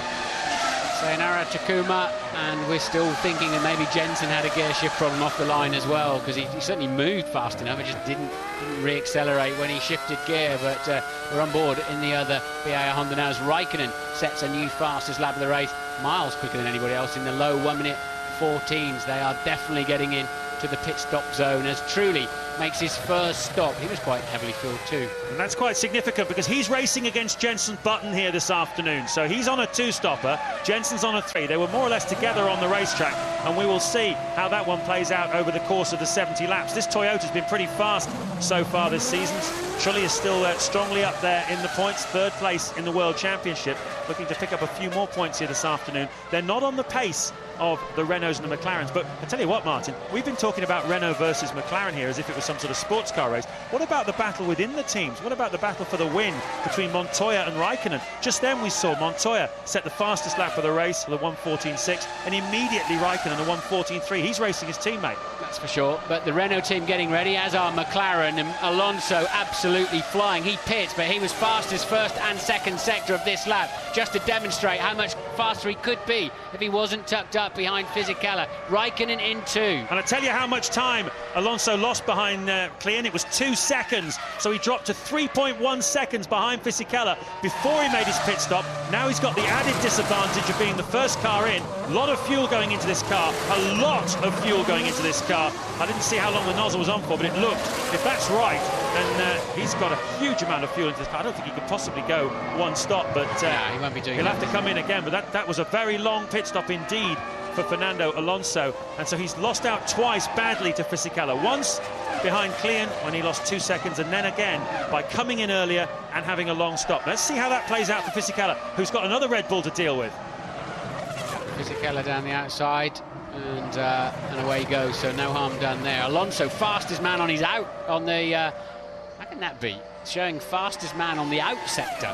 So I know you I guess you cheat for, you don't go around turn 1 when you come out of the pits, but Alonso absolutely on it now, and he's about to confirm, I think, that he's faster than Fisichella this afternoon, and he needs to be let past somehow as Fisichella pits from the lead. And Montoya, look at that, identical strategies from the two teams. So we were right, Fisichella did have one more lap of fuel, and that was always going to count for something for him. He's held up his teammate's been held up by others. It's played out for Fisichella, but there's a long way to go in this Grand Prix, and you reckon that Alonso now is going to have a little bit of anger going on inside his head. A decent stop by Fisichella, quicker than Alonso's, I'd say, and Montoya piles out of the pits as well. He's a danger man here this afternoon too. Where are they going to filter back in? It's a very high shot, Mr. Director. There you can see one of the Renaults is the McLaren. Well, he's certainly passed one of them. Whoa, and he's gone wide. Montoya has made a mistake on the exit of the pits, and it's cost him because it looked like he had the place in the back. I don't know what happened then. That was really strange. He just slid out to the left. He got caught up on the marbles. He knew he had to push it around that line that's only used, of course, as the cars exit the pit, so there's no real grip out there. And he looked like he got the edge, didn't he, on the Renault? And all of a sudden he's bouncing down the gravel and mud on the out. Here we go, we're on board with him. Look, he can see the Renault having to negotiate turn 1, just gets in a little bit too hot, back steps out, keeps it out of the barrier, and through goes Alonso. Well, that let him off the hook, didn't it? Another high angle shot of that, and well, that could be quite pivotal for Alonso this afternoon, because he can now get straight back after Fisichella. Yes, he certainly wouldn't have wanted to get caught up for too long there. There's Mark Webber. Can't see who he's waving at there. He's behind Michael Schumacher on the racetrack. But, well, Montoya, I love the guy. I love his spirit. I love the way he drives the racing cars. But you have to say, mistakes and Montoya appear together in the same sentence quite often, as Carter Cahan with a right rear puncture. You can see that tyre has gone down. Or maybe it's a suspension failure. No, it looks like a puncture to me. So he's touring around slowly. This is lap 27 of 70.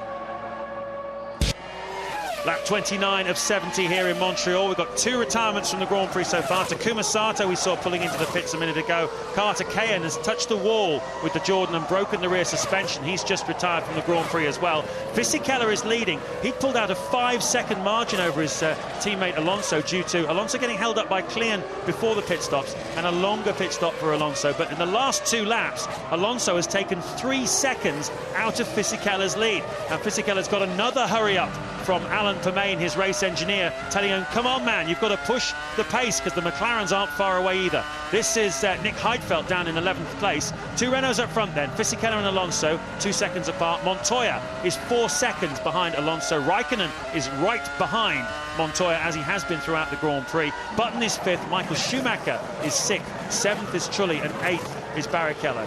Barrichello's going well. Started from the back, started from the pit lane, hasn't stopped yet, so they clearly did top him up when the lights went out. And he's running in the low to mid 1:15, the same pace as the leaders, coming through very nicely. Barrichello could get a few points this afternoon, but Fisichella surely is going to have to pull over and let his teammate through on his own initiative as soon as he gets anywhere near him, which is now really, because he's in the dirty air zone. Ted has some news. Yeah, down at BAR, there's some smart thinking going on down here. Sato was out with a gearbox oil leak. But what they're doing, they're taking the gearbox, the whole rear end off the T-car, they're going to put it on Taku's race car. And do you know what? They're actually going to send him out again. He'll be, 10 laps down, but they figure it's worth it, and this is why, to give him a better slot, a better qualifying slot when they go to Indy. So a bit weird, but good thinking. We understand. We know you're quicker. Overtake him. Well, there you are. You can't get much clearer than that. That was a much more insistent Fernando Alonso this time. He was calm about 5 or 10 laps ago, saying, I'm faster than Giancarlo. I need to get past him. Now he's not calm anymore. He wants past Fisichella, who is not as fast as him here in Montreal here this afternoon. He wants to keep Raikkonen behind him in the World Championship. Someone's gone off onto the dust there. It's one of the Williams, I think. Heidfeld, I think it was. No, Webber was the first of the Williams, so... Whoa! Oh, and that is Heidfeld going wide, isn't it? No, I think it's Webber. Sorry, that's Webber. So Webber that went through. Heidfeld managed to go through as well, so that's hurt Mark Webber very badly. Got dirty tires. Now look, Alonso right behind him. Surely Fisichella just let him through. Just make it easy for him. He's got to do that for the sake of the team this afternoon. He doesn't have any pace since the pit stops, but Alonso in the dirty air is going to have to take such a risk to get there that unless Fisichella in the same car, same power, same level of grip, unless Fisichella makes it easy for him, didn't really have a prayer. He's just going to have to catch him out somewhere. But surely Fizzy's got to be thinking, I've got to let this guy through now. Game's up. But psychologically, how much damage would that do to Fisichella? He's been playing second fiddle ever since Malaysia, really. He won the first Grand Prix in Australia, so it was 1-0 to him from the first Grand Prix. But Alonso was mighty there as well after being compromised in qualifying by the rain. He fought his way through from 13th on the grid to finish on the podium, and from then on it's been all about Alonso. Fisichella hasn't had a sniff of it. Alonso's made a mistake there going into turn 2, and he's slow out of it. Big mistake into turn 1, got himself all crossed up for turn 2. Frustration creeping in. He's lost a couple of seconds, a dirty tyre, a lot of understeer through 3 and 4. Had to be very careful not to drive it straight into the wall. And this is hurting him badly. He lucked in with Montoya. Montoya putting himself off the road in the pit lane exit that freed up Alonso to go after his teammate again. Barrichello finally pits for the first time in the Ferrari from P8. And once again then, Alonso suddenly looking nearer to Montoya than he was his teammate, with one slight slip under braking in turn 1. That lets Fisichella off the hook. That was important. Alonso didn't do that. That is pure frustration. Yeah, he's the World Championship leader as Barrichello finally makes his pit stop, drops him down to 12th place, probably 13th by the time Coulthard's gone through to pass him. And psychologically, you'd have to say this is a side of Alonso we haven't really seen so far. He's been so cool and calm and collected. Imagine the pressure he was under in Imola with Michael Schumacher chasing him down in the closing laps. Having to drive defensively in Monaco with everybody piling in behind him when his tyres were gone. And here, he's getting a little bit hot under the collar. He needs to just calm down a bit here. The main headline, from as far as Alonso's concerned, is that Raikkonen, who's his biggest threat in the championship, is 6 seconds behind him on the racetrack. But the way we've seen these McLarens go, certainly in the final part of stints, they're quite quick enough to take places off both of these Renaults here this afternoon. We could quite easily see the McLaren 1-2, and look how quickly Alonso's caught him up again. Fisichella was slow through turn 5, very, very slow through turn 5. Is it to let his teammate through, or has he got a problem? He wasn't even full throttle through there. Maybe he's just getting out of it, but he just He looks slow, generally slow, does Fisichella. Now coming under pressure from the McLaren of Montoya. He has got a problem. Well, look at Montoya. He's looking very racy indeed. He pulls alongside Fisichella through the left-hander, leading down to the hairpin. It's a fairly easy pass by Montoya standards. He's done some pretty brave ones over the years. Let's listen. Giancarlo, we're losing hydraulic pressure. Just be careful of your gear shifting. We're losing hydraulic pressure. I think it's mostly gone. The hydraulics work the throttle and, of course, the gear shift. And I think Fisichella will have to pit. He looks like he's just completely run out of enough throttle to keep. I noticed through 5 he wasn't absolutely full power, which is unusual. And of course he pits straight away. That sorted Alonso's and Renault's problem out to a certain extent. But they could do with this guy taking points off Raikkonen this afternoon. That's over. Ted is down there. Yeah, very convenient, isn't it? Giancarlo absolutely furious, goes in, he's talking to the mechanics. What do you want me to do? It looks like he's saying the mechanics just roll him back and push him into the garage. What could have been a great afternoon for him, not a good one, and now he's out of the car. Well, that's a shame for him, yeah. I feel sorry for him because he's had all the bad luck at Renault this season so far. Alonso has been in the points. He's been on the podium at every Grand Prix so far. There you see again how easy it was for Alonso to blast past him. Alonso's been on the podium at all but one Grand Prix so far this season. But Fisichella's luck has been poor. There you can see him diving down the inside. So that's the 4th retirement in 8 Grand Prix, a 50% retirement record for Giancarlo Fisichella, while his teammate serenely sails on once again in the lead, with now 2 McLarens behind him, looking very racy indeed, and no one to help him defend. We're coming to get you. You can see it now, can't you, down the back straight. Montoya absolutely looking the fastest man on the racetrack at the moment. But can Alonso stretch his legs now? He's not got the frustration of his teammate in front of him. And Jenson Button pits for his 2nd scheduled stop, I would imagine. Michael Schumacher too. They're from 4th and 5th places. Looking good for Button to be the first man of the 3 stoppers this afternoon. Half a chance of a podium, very good chance of some points. Still adjusting the front wing, still unhappy with the balance of that car. Schumacher's there a long time. Yeah, he is. It's another afternoon where it's not really happening for Ferrari and Michael Schumacher. Rubens Barrichello did a good job to get himself up the field by going very long, but he's now dropped down to 11th place behind the Williams of Mark Webber. Jenson Button, remember, is racing Jarno Trulli here this afternoon. I believe he's still in front of him now on the racetrack. And they both have one more stop to make, albeit they'll be separated out. Trulli will be coming in before Jenson Button. And as they go across the line, Jenson is 12 seconds in front of Jarno Trulli. So we've already had one of the front-running Renaults dropping out. Anybody else drops out, Button's on the podium. At the moment, it's Alonso leading Montoya by less than a second. Raikkonen's 3rd, Button is 4th, as Barrichello has a big lock-up. No, he kept it intact though, didn't he? That's down at the far end of the circuit at the hairpin. He's past Coulthard. He's now up to P11, Coulthard 12, and Montoya very much with the Renault in his sights. Renault was slightly far. Alonso was slightly faster on the previous lap, so he's still got the speed in there. Low 1:15s, and they're just beginning to pull away from Raikkonen, who doesn't appear to enjoy his car so much since he stopped for fuel. Of course, no tyre changes allowed, and that cooling off period they get in the pit lane, stationary for the refueling. When they go back out on the racetrack with a much heavier car, sometimes they really seem to struggle to pick up tyre temperature balance and confidence in the car, really. But Alonso, he's a 10th up in the 1st sector of this lap, 2nd sector coming up, and we're looking at sector by sector now, and he's 2 10ths up in that, so he has now slightly got the legs again on Montoya. Big test for Alonso. He's where he wants to be, though, in clear air. He can be in charge of his own destiny. He's no longer at the whim of his teammate in front of him, holding him up. But how much did that cost him? How much did the Klein incident cost him? Well, 5-6 seconds probably in total. He would have been a long way up the road, but for that.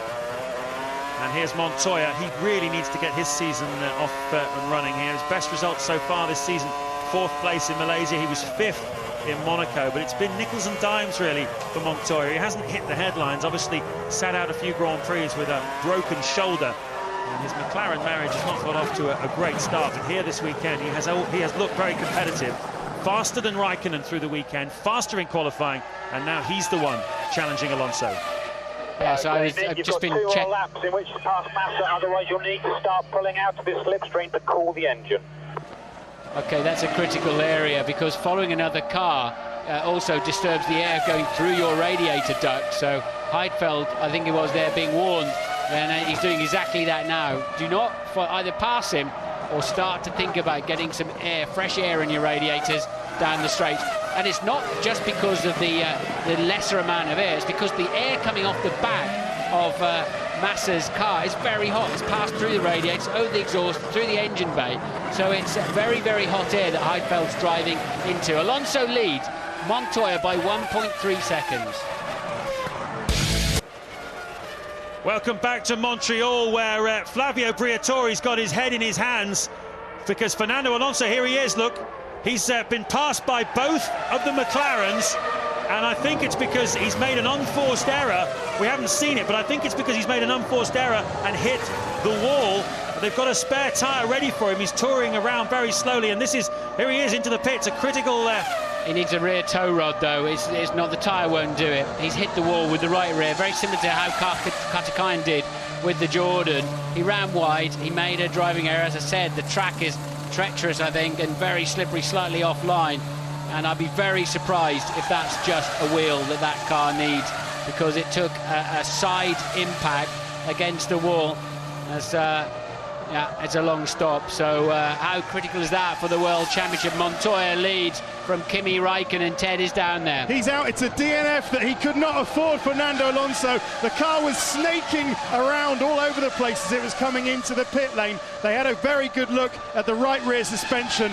Pat Simmons and all the technical guys had a look at the right rear suspension. It was broken. He's out. Yeah, it's the rear toe link that controls which way the rear is pointing. Of course, it's the opposite of the steering arm on the front. It's the rod that is a fixed length that keeps the rear wheels pointing how you want them. A little touch of toe in, actually, is how they do. Just a few degrees of toe in is probably what they give it for good traction. But otherwise, they more or less need to be parallel. And I think we're about to see Michael Schumacher shooting across the chicane. Sorry, Barrichello shooting across the chicane. He will not get penalised for that. I don't think he's really gained a position or failed to lose one against a lapped Minardi. But Button then up into third place for BAR. And on for a podium for Jenson Button. He needed some retirements in front of him. He's got them, and he's going very nicely indeed. Thank you very much. Michael Schumacher, though, is just 3 seconds behind him and currently lapping on the same sort of pace. But you never know with the world champion. He's such a wily customer. But for the second year in a row then, a double retirement in Montreal for Renault. They were very strong here last year, qualified at the front of the grid, and then both of them retired from the race that they felt they could have won. Here again today, 1-2 in the early stages after a brilliant start for Fisichella and Alonso from third and fourth on the grid. Fisichella then held up Alonso, who wanted to get past him. There was a lack of calmness in the cockpit with Alonso. Finally, he managed to get past Fisichella when his Italian teammate had that hydraulics problem. Maybe he wasn't able to calm down enough, but for sure he was pushing hard, slid it out a bit wide as he did in yesterday in qualifying. He was pushing so hard, and this time he just kissed the wall. As you said, there are some traps around here, and well, there's plenty of them lying in wait. Alonso hit the wall, and Michael Schumacher then on board, and here it is. Here is Alonso hitting the wall. Just a fraction wide, and a slap against the wall, but the energy level's too high there, and the damage is done. It's amusing. On the radio later on, he will say there's something wrong with the car.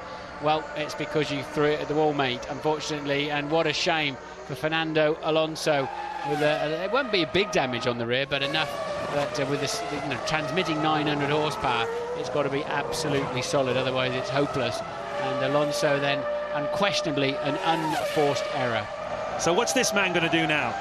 Ron Dennis, boss of McLaren Mercedes, he's made a few controversial calls in his time in terms of getting one driver to move over and let another one through. He's hired the raging bull of Formula One, Juan Pablo Montoya. He's had a stinker of a season so far, but he's now leading at a race where he was very competitive throughout, as Raikkonen, you can see, just chucking it at the apex of turn one. But Raikkonen, who had a 12-point swing away from him with bad luck at the Nürburgring last time out, has got to score maximum here. He needs the 10 points. But can you imagine asking Juan Pablo Montoya to let Raikkonen through? I'd rather eat glass. Yeah, well, let's see what he decides to do about it. But didn't I hear him say earlier on our show, look, I'm only 12 points behind Kimi, don't write me off yet. If you think Kimi's got a chance at the World Championship, then I've got to have a chance at the World Championship. So that's his mentality. Certainly, as he was speaking to us earlier in our show, Montoya's lead 6 seconds. Raikkonen's just had a very poor lap in the 1:17s. Don't know if it was with traffic or whatever, although he's up to pace on this current lap, but that's given Montoya a 6-second lead. Button now half a minute behind, so as we expected, he wants to be the best of the three stoppers. Michael Schumacher keeping him very honest though. Schumacher fourth, just 3 seconds behind Jensen, with Trulli fifth in the Toyota. Massa sixth, going very, very well for Sauber. Heidfeld seventh, Ralf Schumacher is eighth. Webber ninth, Barrichello 10th, Coulthard 11th at the moment. Well, if he could get the win here, Montoya would move on to 26 points against the 59, which is going to stay 59 of Fernando Alonso. But if Raikkonen could get the win, he would go to 37 points. So it would be down to 22, the difference between them. McLaren are not going to make a decision at this stage of the season as to which of their two drivers is most likely to challenge for the championship. Who knows what a win here would do for the confidence and momentum of Juan Pablo Montoya's season. For sure, McLaren have won twice with Raikkonen this season, but Raikkonen's going to have to go out and take this one off Montoya, I think. I don't think Montoya's going to compromise at all. He can sniff victory. He has his wife Connie here, and his young son Sebastian has made his Formula One debut here this weekend, being pushed around by Connie in the little McLaren buggy as Friesacher there tours very slowly down the main straight. Heidfeld cuts through, and well, Montoya is on a bit of a roll here, and he desperately wants to win. Oh no! Big BMW engine blow up. Engine then for Nick Heidfeld, and he'll not be getting around with that one. Montoya's lead down to 5.3 seconds now. Raikkonen, all of a sudden, he must have made a mistake or had a back marker, because all of a sudden, and we're going to have a bit of an engine fire there. Some oil, I would imagine, shouldn't be too difficult to put out, but Nick Heidfeld then drops out of 9th place. So, another retirement for him. Montoya leading Raikkonen by 4 seconds. Button, well, he's a long way back. He's half a minute back from the McLarens after just 45 laps of this Grand Prix, so you can see how much slower the BAR is on the day than the others. Michael Schumacher's fourth, just a couple of seconds behind Button, still a danger man to him. Trulli's down to fifth, Massa sixth, Ralf Schumacher seventh, and Webber in 8th place. I know what went on with Montoya in the last lap. He lost 1.3 of his lead. It's down to 3.9. You may have seen on the caption a moment or two ago. He's coming up to lap David Coulthard, who's the last unlapped runner in 11th place. But Raikkonen just very, very quickly now homing in on Juan Pablo Montoya. It's the half second on this lap so far. We're on lap 45. Long way to go in this Grand Prix, James. Yeah, well, as you were saying, it's a long race. It's a race of attrition, as Michael Schumacher gives his right front tyre something to think about. That won't have flat spotted it too badly, but you can't afford to do that kind of thing too often, as Kimi Raikkonen found out at the Nürburgring a couple of weeks ago. There's the top 8, and Ralf Schumacher, now that Nick Heidfeld is out of his way, is just set personal best lap of the Grand Prix so far, a high 1:15. So he is going to be closing down Felipe Massa for 6th place, and then his teammate Trulli is about 12 seconds up the road from there. So watch out for Ralf Schumacher trying to close down his teammate. The two Toyotas looking quite strong here for points once again. 5th and 7th, like to make it 5th and 6th at the very least. Jenson Button still looking good for his first keeper of a podium. You remember he was on the podium in Imola, but it was taken away from him for those fuel tank irregularities. And how much would it mean to him and the BAR Honda team to bounce back strongly here and get their points tally off the board? He's got to beat Michael Schumacher first. They've got another stop each this afternoon. Michael Schumacher looking pretty menacing there, isn't he, behind Button, and gradually closing him in. He's 1.7 behind now.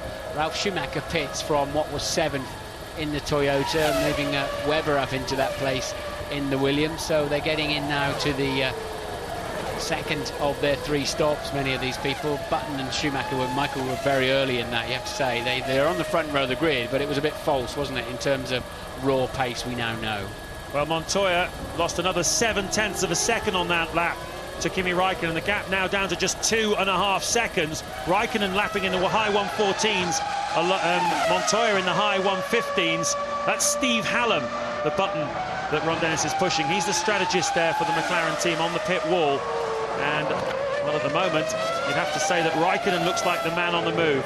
Jenson Button still lapping very strongly here. Michael Schumacher and he are matched on pace. Schumacher is not getting any closer to him at the moment. He's there, but he's not yet menacing. Nice onboard shot with a 7-time world champion now an also ran as far as the 2005 championship's concerned. And there is Sato, gearbox fixed, going out to try and pick up some places. Well, it's a smart move because we've got 5 retirements. And although he will definitely be 15th, at least he won't start first in qualifying at Indianapolis. Well, let's see. Will he be 15th? He's 24 laps. Yes, he will. He's 24 laps behind. At the moment, Heidfeld, who stopped, was 3 laps. Is now 3 laps. So he's 21 laps behind Heidfeld. He can do it, can't he? He can actually finish, you're right, at least 15th. And if somebody drops out very shortly in the next 2 or 3 laps, he'll beat them too. Yep, so it's better not to be the first car out in qualifying. With this single lap qualifying system, especially a track like Indianapolis, which isn't used terribly often. There's a lot of dust and dirt on the track, and first car out on a Saturday afternoon in qualifying does encounter that. It takes about 3 or 4 cars to clean the track up, is what we've been finding this season. And so Sato giving himself a favour. Oh no, dear me, that's Button hitting the wall of champions, and Jenson Button has slammed into it. Oh my goodness me, the podium chance has gone away. A casual, silly, sloppy little mistake. We were just chatting about going out first in qualifying, and next thing you know, Button stuffs it into the wall. He parks up, and yet another unforced error pushes a driver into retirement. I wonder if they'll need the safety car. He's quite a long way out of the chicane. I wouldn't want to be standing there personally, but it's safety car is deployed. They have decided to. They can't really clear that car away, unfortunately. That's the problem. It's a sort of almost a normal style race circuit with a street style environment around it, and Button dropped it on the way in. Now we're going to see some pit stops too for those that are anywhere near their pit stop window. Now is the moment to do it, and this is great news for those that are 2-stopping, that can take away an advantage. Probably works beautifully for Rubens Barrichello, I thought, but Raikkonen is in, so is Barrichello, so is David Coulthard. So they've used this moment to how that surely is going to help Raikkonen get himself in front of Montoya a little bit later on. Let's wait and see. Yeah, he's got himself a free pit stop. It doesn't help Michael Schumacher. He had to do a whole lap then, because he was, remember, he was just behind Jenson Button. So here, Michael Schumacher is just coming into the pits now. It'll be very interesting to see where he filters back into it. Jarno Trulli has not come into the pits as a result of the safety car, as far as I can see. There is Schumacher. It's going to hurt Montoya unless he can get in and out before the pack gets onto the back of the snake behind the safety car. Will Montoya lose track position now? That's the critical thing. He's pitted a lap later. Sometimes you're better to come in and just queue. And of course Montoya was first, so he would have been able to get in first, you would imagine, and made Raikkonen queue. So surely this is disadvantage Juan Pablo Montoya. Ted?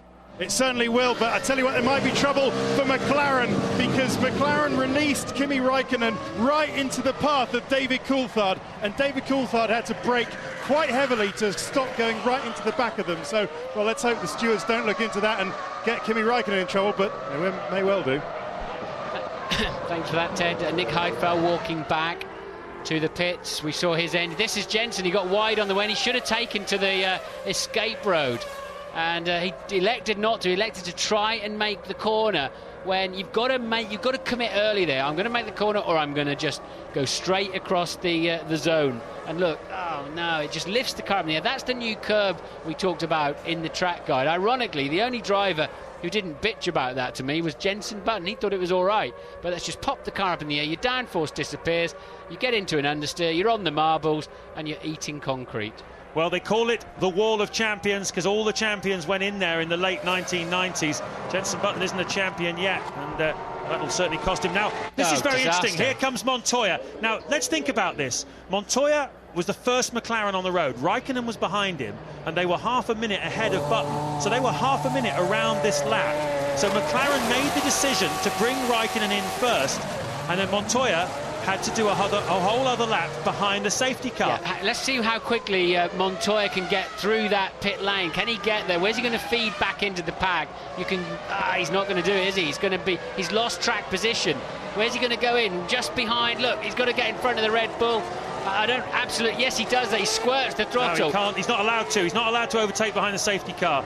But where was he overtaking? Where he filtered? I think he could have got the Red Bull, but I don't think it makes too much difference because he's got a much faster car anyway. But that absolutely has lost him track position. Surely he should have been the first one to pit. But if Raikkonen's engineers were thinking a little bit faster, or maybe they were stop from doing that? Well, he's in front of the Red Bull, so I'm no doubt that the stewards will be having to think about that. That's a tight call for the stewards. Did he overtake behind the safety car, or was he within his rights to do so? But let's just think about this from McLaren's point of view. Of course, Raikkonen's the guy at the front in the championship, in front of Montoya, but they made a conscious decision to bring Raikkonen in first, rather than the race leader, who was Montoya. Now, that looks as though it's handed the race win to Raikkonen, and if I was Juan Pablo Montoya, I don't think I'd be very happy about that.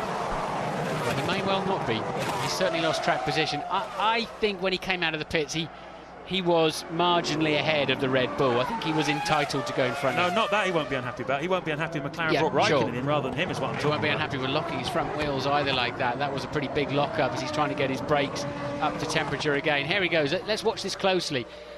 He's allowed to filter in the pack, and I think you could absolutely say he was a fraction ahead of the Red Bull. Oh, that's a bit touch and go, actually, isn't it? I don't know about that. That's, let's see it from his point of view. This is where he went wide earlier on.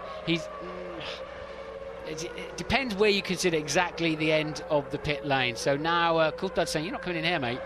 But he managed to squirt in front of him. He may be penalised for that. You're right, James. And don't forget that David Coulthard, who was replaced in the McLaren team by Juan Pablo Montoya, who wasn't terribly happy about that, and who went on the record, remember, back in Bahrain after Montoya had that tennis injury, saying, well, that's what happened when fat people try and get fit quickly. He doesn't mind too much embarrassing Montoya or making life difficult for him. That was a very, very interesting little moment. Luis Goodman is down with the boss of the Renault team, Flavio Briatore, who's seen both his cars for the second year in a row retiring from this Grand Prix. Flavio, bit of a disastrous result for you. Disaster is something else, you know. We are good at. We're doing this fantastic job. It's Formula One. One bad day happens to somebody else, happen to us. It's part of the game. It's part of the sport, you know. What is more important? The car was very competitive. This is what is more important. It's nothing, you know. We have plenty of race to recover this drama. But it's not a drama, no? But you have no points. Your main competitors are looking really quite hot at the moment. Surely that's a bit of a problem. But this is good for the sport. It's good for the championship. It's good for make the people more interested to watching Formula One. It's nice to see someone so happy when both their cars are just retired. Thanks, Flavio. Pragmatic there from Flavio. If I were McLaren now, I'd tell Montoya, let Coulthard through. He's being investigated by the stewards, and clearly they're wondering, it's not to say he's guilty until he's been until they've looked into it, they're wondering if Montoya effectively did overtake under the safety cars. It's a judgmental call, that one. But if I were them, I'd get him. He's still locking his wheels, but I'd just get him to let Coulthard go, because he'll be past him in a flash. He's got much, much more straight line speed, and then the stewards may look more favourably on it, in my view. Well, I think that's absolutely right. If you gain an advantage, that's what it's all about. It's the same as if you cut a chicane somewhere. If you gain an advantage from it, you're not allowed to. You get a penalty. So it would be the smart thing to do, to let Coulthard go through. It doesn't look like he's going to do it, though. We're going to have a restart. Montoya is notoriously brilliant at restarts. Ralf Schumacher is the first car on the racetrack because he didn't pit under that safety car situation. There is Raikkonen, Montoya, David Coulthard. Montoya is going to go through. He's not going to, they're going to make the argument in the stewards' room. They're not going to back out of it.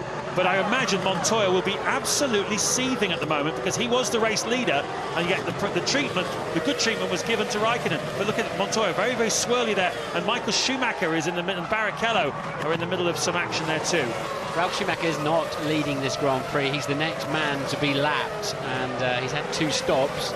But so effectively, well, absolutely, Raikkonen leads the Grand Prix from Montoya, who is under investigation by the stewards. We know that Raikkonen was... which car did Ted say was released into the path of Coulthard? Raikkonen, I think. Raikkonen. And we know also then that Montoya, where exactly is the exit of the pit lane? Where was the Red Bull right at that moment? It's a metre or two, isn't it, we're talking about there? I mean, look back at Monaco. He caused that avoidable accident. The stewards warned him as to his future conduct. Remember Montoya, he was pushed to the back of the grid, and they said, just watch it, son, because we don't want any more funny business out of you. As you can see that Raikkonen, they're just lapping Ralf Schumacher. As Martin said, although Ralf Schumacher was at the head of the tail there, and because he hadn't pitted, he was about to go a lap down. So there was no issue of Ralf Schumacher being the race leader because of that.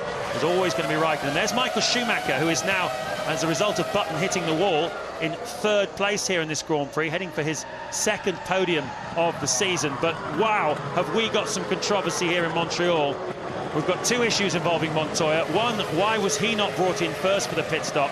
And two, did he overtake David Coulthard? Yes, he did. According to the stewards, black flag for car number 10, excluded from the race for exiting the pit lane on the red light.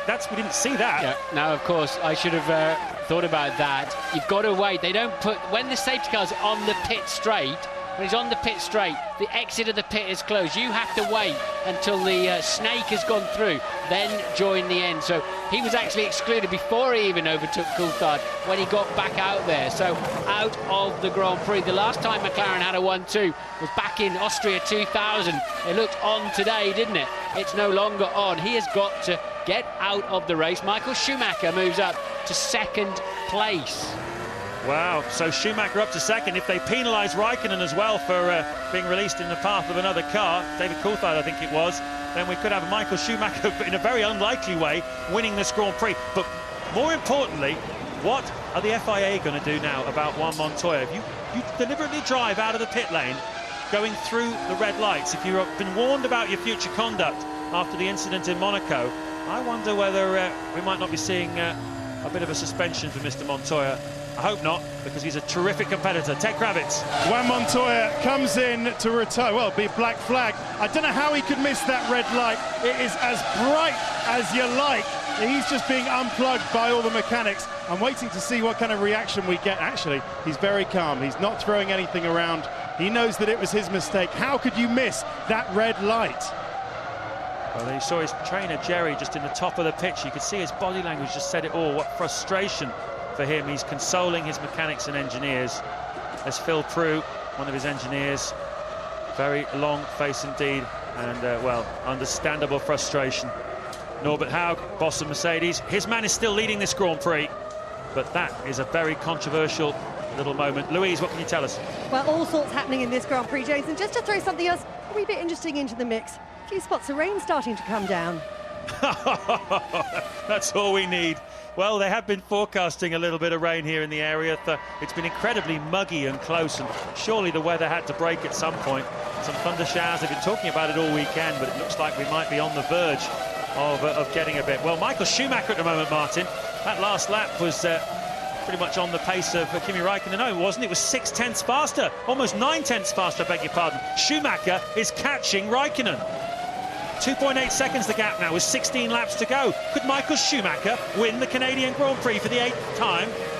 Anything could happen this afternoon. Amazing. But it's rule number 149I. You may enter the pit lane under the safety car, but while the safety car is in the pit area and passing the pit exit, you may not exit the pits. That is why Montoya has been excluded. Raikkonen leads Michael Schumacher from Jarno Trulli. Into the closing stages of the Canadian Grand Prix here in Montreal. James Allen and Martin Brundle with you. What an exciting race we've got here. Kimi Raikkonen is leading Michael Schumacher by just 2 seconds. Juan Montoya has been excluded from the race for going out of the pits under a red light. Huge controversy surrounding him in this Grand Prix. McLaren, although he was leading the race, McLaren brought Raikkonen in first when the safety car came out after the incident involving Jenson Button, who was running for a podium but hit the wall and threw the podium away. Now it looks like it's starting to rain, and well, it's all going off. Rubens Barrichello, who started this Grand Prix from the pit lane, having had a gearbox failure yesterday in qualifying, is now in 4th place, just 19 seconds off the lead and only 8 seconds away from a podium. As I say, we've had a safety car, the 7th here in 9 years, and absolutely anything could happen in these remaining 13 laps. Yes, the track temperature is still over 40 degrees centigrade, so any little droplets of water will soon be gone. Louise has found Giancarlo Fisichella. Yeah, probably one of the unluckiest men in Formula One at the moment. You have had some cruel blows this year, but that is the worst yet, isn't it? Yeah, it's really bad period for me at the moment. I'm really sad. Another problem, when I was the leader of the race, I was doing a fantastic race. The strategy was perfect. The car balance was all right. I was pushing, but not 100% to save the tires and the brakes for the end of the race. So there was a good possibility to do 1-2 here.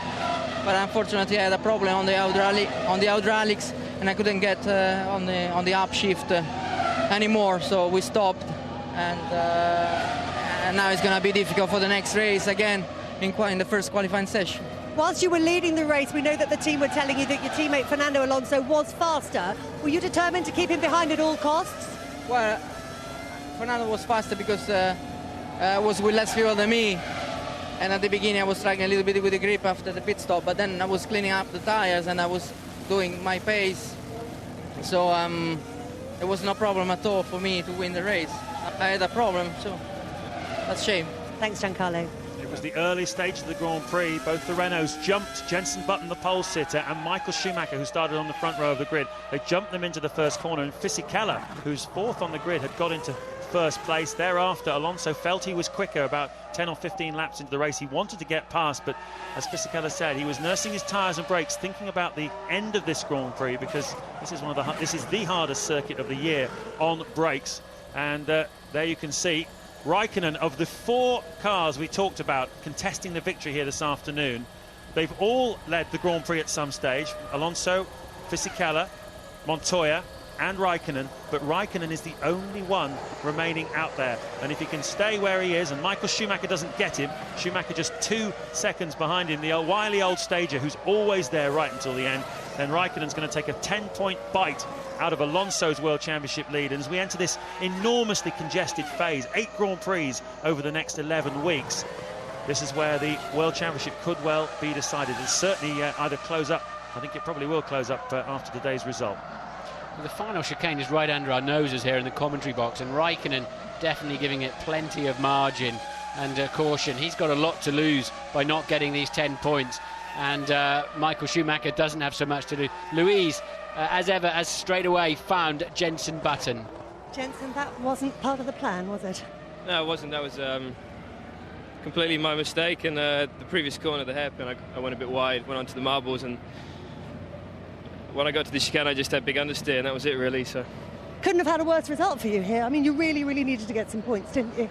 Thank you for that one. Yeah, we did. No, I mean, we were in third, and Michael was obviously pretty close, but even so, I felt pretty comfortable. So that's the real bummer. But there you go. Bad luck, mate.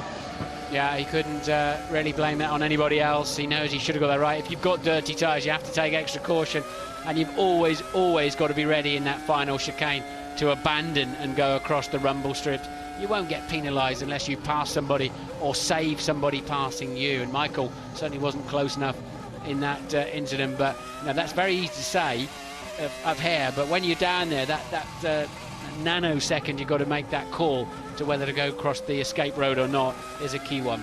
Well, it's a bad mistake for Jenson. He'll certainly have his head in his hands. He'll regret it. He'll think about it. It'll haunt him, because he was on for a podium. It would have been his first podium of the season. Obviously, he was disqualified in Imola earlier on. It would have really counted. It was a bad mistake, but he can also look at it and say, well, hey, it is called the Wall of Champions, and there is a reason for that, because Michael Schumacher's been into it, Damon Hill's been into it, and so has Jacques Villeneuve when they were all contesting World Championships. It does tend to bite people, this final corner here in Montreal. We've also seen Alonso make an unforced error here today, which has cost him victory and another 10 points. It's made his championship just a little bit less secure, and well, those two are not the only ones who've made unforced mistakes on this very tricky Montreal track.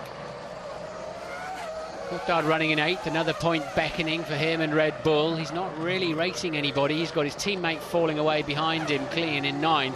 Ralf Schumacher 4.5 seconds in front of him. Well, we've got a chance there with Ralf, but I think he's about to be lapped by 3rd place Mariano Trulli. Yep, Trulli on for another podium as things stand. We're looking at Jacques Villeneuve. He had a few dramas early on in the Grand Prix, had to make a pit stop for a new nose, which has really compromised his race. His teammate Felipe Massa was behind him on the grid, and yet he is now up into 5th place. Once again, Sauber more competitive here on this type of racetrack, which is all stop-start, point and squirt, straights and chicanes, than they are on tracks which have medium and high-speed corners, where this car just doesn't like it, frankly, and they haven't found it for tracks like Silverstone, Barcelona, but they don't mind this kind of place. Imola, they were very strong, and they've been strong again here this afternoon. But we've got a big up for Rubens Barrichello. Started in the pit from the pit lane with a different strategy from everybody else, lots of fuel. He was really helped by the safety car, which came out for Jenson Button hitting the wall, but he has got himself up into 4th place, and Ferrari are looking at 2nd and 4th. That'll certainly put a smile back on their faces. Raikkonen's got the measure, I think, of Michael Schumacher at this stage. He can pretty much pace himself against him, and that is Sato, who was 24 laps adrift. He's out there trying to just get himself a better running order for the next Grand Prix. Trulli's slowing down. Sorry, Martin. The podium was beckoned for Jarno Trulli, and last year, would you believe it, off the start line, he pulled off in the Renault in exactly the same place. History repeats in Formula One. Then he was driving a Renault, now he's driving a Toyota, and this is what happened. Right front brake disc has exploded, and well, he was lucky where that happened. That could have been a bad accident. Look at that, he's got too thin on the brake, and well, good sensible driving from him, but how lucky was he? There used to be a great big barrier there, and you would not want to head into the pit lane at that kind of speed. Doing over 200 miles an hour, there used to be absolutely a wall straight in front of you there. So two Ferraris in podium positions at the moment. Michael Schumacher second, Barrichello up to third. Both Red Bulls in the points now. What a race this is turning out to be. No sign of any heavier rain at the moment. I don't know what it is about this track. I mean, everybody talks about it. Oh, it's a bit like him, and it has this character, it has that character. Tough on brakes. Everybody knows that. Everybody makes allowances for that. It's just a track. It's a track that always has lots of incidents. If you think back to Alex Wirtz rolling over into the first corner, it just always happens here. As I say, 6 safety cars in the last 9 years. It's just a place where things happen.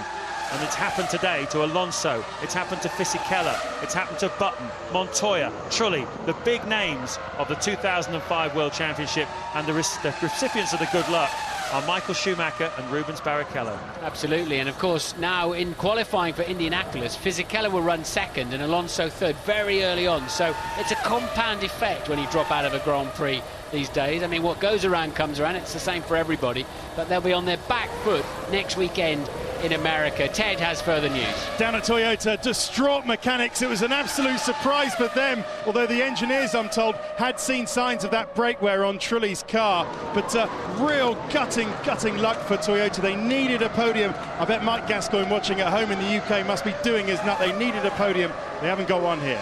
Look at this. Look how close Michael's getting. I just said I thought Raikkonen had got him under control. He appeared to, and that's a 1:17.5 for Raikkonen. That's why the gap has suddenly disappeared. Raikkonen appeared to be faster, but all of a sudden he's lost a big chunk of time. Maybe just a one-off mistake. We'll look at the sector times on this lap and see if we've got anything, but Ferrari then beginning to bear down. Michael Schumacher 1.3 adrift.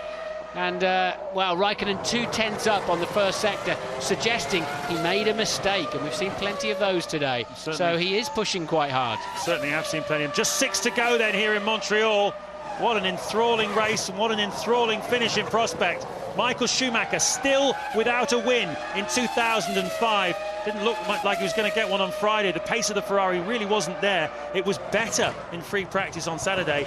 And then in qualifying on Saturday afternoon, he took some fuel out, took a bit of a gamble. He was the first of the front runners to pit here this afternoon, which meant he was very skinny on fuel in qualifying to get himself at the front of the grid. He was compromised at the start. Both Renaults went past him, and the McLarens as well. He was sixth in the opening stint of this Grand Prix, but the doggedness and determination of this man, combined with the bad luck and mistakes of the cars in front of him, as Sato, who's back out there having had a gearbox replaced, 24 laps down on everybody else, gets a bit too exuberant. That looks more than just a driver error, doesn't it? It looks like he's locked up the back wheels, and looks like the clutch or whatever's in that gear train was not happy at all, and that's not a driver error. That's remember, of course, they put a new gearbox on the back. I can't remember in recent times a driver rejoining a Grand Prix. It used to happen a lot, maybe many decades ago, but I'm really racking my brain to think I can ever remember a driver rejoining a Grand Prix 24 laps down. Well, it takes half an hour to do 24 laps of this racetrack, so that's how long it took to replace the gearbox on Sato's car. And you're absolutely right. Apologies to Takuma. Nothing to do with exuberance, everything to do with a transmission breakage of some sort. Well, we saw Trulli retiring from a certain podium position. It would have been his 4th of the season, and Louise de Goodman has once again got her man. Oh, Jarno, great disappointment. That would have been your 4th podium of the year, wouldn't it? Yeah, it's very frustrating for me. It's the 3rd times in a row that I lose a podium finish, which is really a shame for me and for the team. We were looking quite good. I've done a fantastic job over the weekend, despite the problems I've had yesterday in qualifying.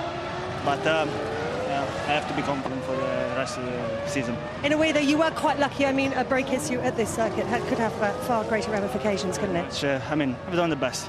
Thanks, Jarno. I tell you, that incident down at the hairpin for Trulli instead of into the last corner would have been one massive accident. It looked to me like Sato's rear brakes basically were binding or overheating or something. The car's not that far into the race effectively, so maybe when they were transferring the back they got some kind of locking going on, some kind of pressure in the system there, almost as if it was binding his brakes.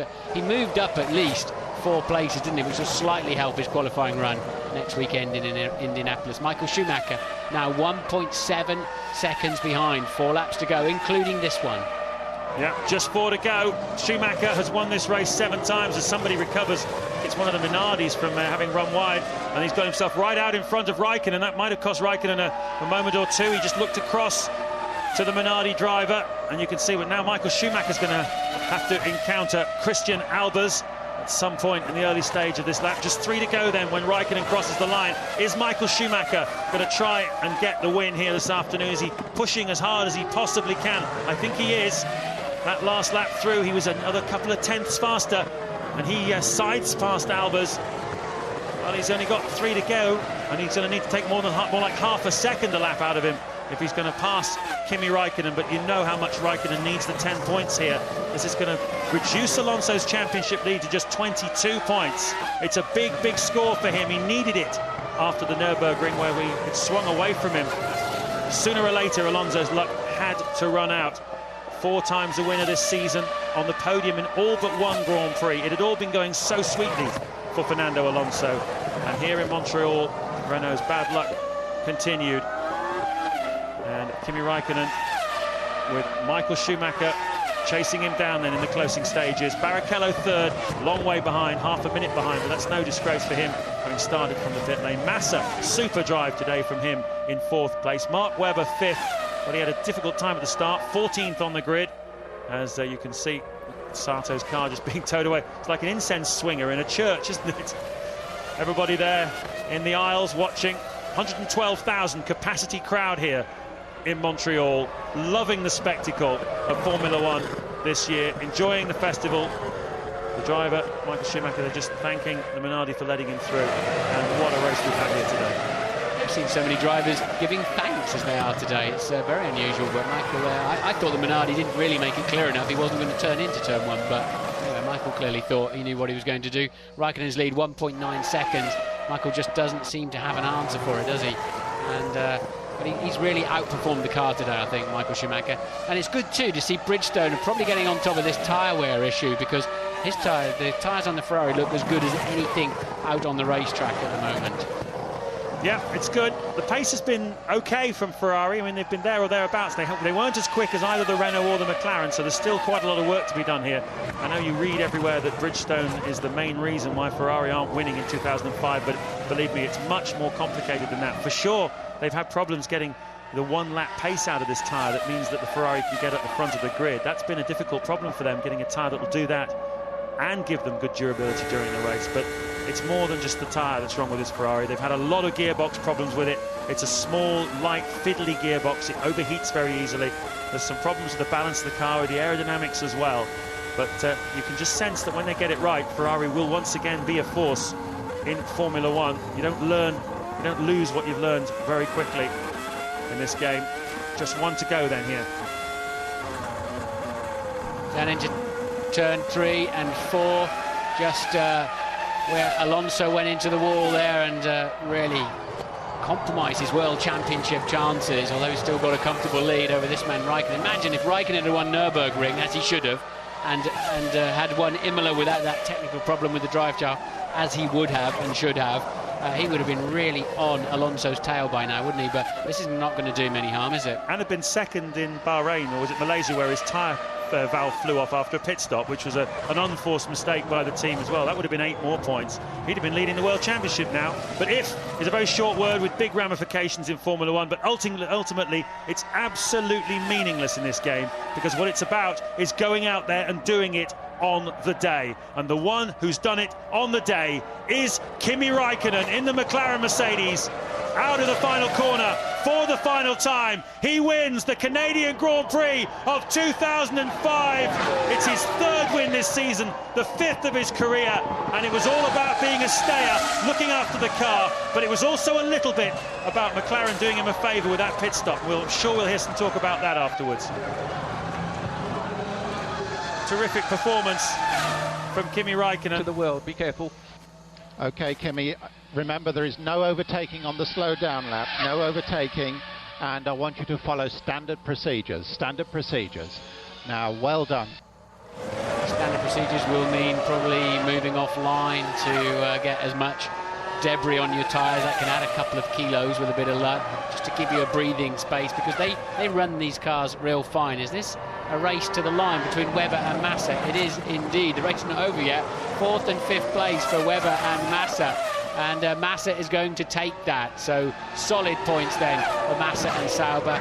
Webber comes in, the only remaining Williams runner, and everybody else is lapped. So there they finished. Schumacher, Ralph, that is 6th. Coulthard 7th, Clean 8th. Good points again for Red Bull. Welcome back to Montreal, where a delighted Michael Schumacher is making his way into the pit lane. 7 times a winner here. It's not his day today, though. The day belongs to Kimi Räikkönen and McLaren Mercedes. It was a very open Grand Prix. Any one of 4 men could have won it. Both Renaults and both McLarens led this Grand Prix. We've had considerable amount of controversy surrounding Juan Pablo Montoya, who was black flagged for going out under the safety car. We went through a red light at the end of the pit lane and was black flagged. Alonso made an unforced error, broke the suspension. Fisichella led this race and had a hydraulics problem in the Renault. Once again, his cruel luck. And here is your race winner being pushed in in a rather undignified manner. But nevertheless, the most important headline for Kimi Räikkönen is he's got 10 more World Championship points than Fernando Alonso. Cuts it down to 22 points now, the lead. We're hearing from the pit lane that Montoya was called in first, misunderstood it, missed the pit lane and went round, so that's why he was disadvantaged on that track position. Obviously in a bit of a blind panic to get back in the queue. As Ted pointed out, the red light blares away down there, and you're not allowed back onto the track while, and it makes sense, doesn't it, while the pack are going past and feeding into turn 1. So that's what we're being told, at least, that Montoya misunderstood his instruction. Ron Dennis there with Kimi Räikkönen. Ron always gives a little briefing. Here goes the briefing. This is the situation. This is Ron's always got his brain working, always on top of the situation at the time. He's brilliant like that. Well, he also wants his driver to be on message. There he is again, you see, still in his ear. Herbie Blasch there on the left from the FIA, and Kimi Räikkönen. Wasn't the emotion there, was there, as Rubens Barrichello shake hands with the winner? Wasn't the emotion you used to see with Mika Häkkinen, who'd jump into the arms of Ron Dennis like a father and son relationship. It's not that kind of relationship between Räikkönen and Ron Dennis, but nevertheless, Dennis knows he's backing a winner here in Kimi Räikkönen.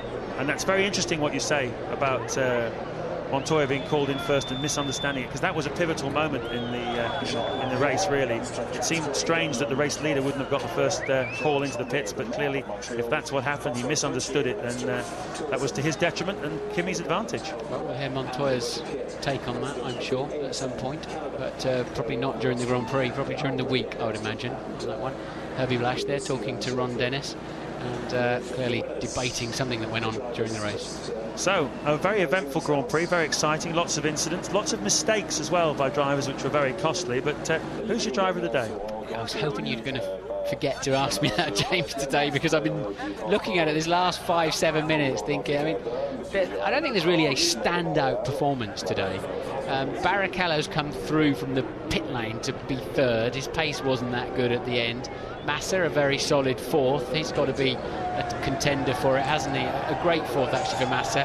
Michael Schumacher, really wily old fox. I'll give it to Massa. Felipe Massa, I think, standout. We hardly saw anything of him, but he's up there in P4, kept his nose clean on a day when normally it's the more experienced drivers who got to the end of the race. You can see it's been hot here. The track temperature has dropped, and so has the air temperature a little bit. Still 32 degrees and 60% humidity, though. It's a steamy day in Montreal, but a sizzling Grand Prix won by Kimi Räikkönen. Well, he said Indianapolis was one he was really targeting. He wants to win all the great races, Silverstone, Monaco, Indianapolis. He's won Montreal.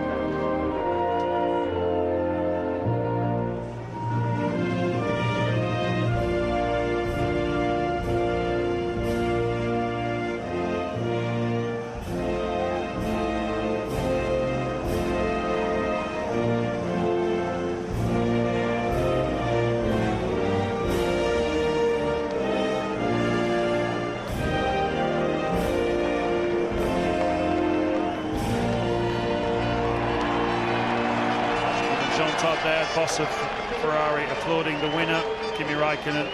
Saw a shot of his wife there, Michelle Yeoh, the James Bond actress. They married recently.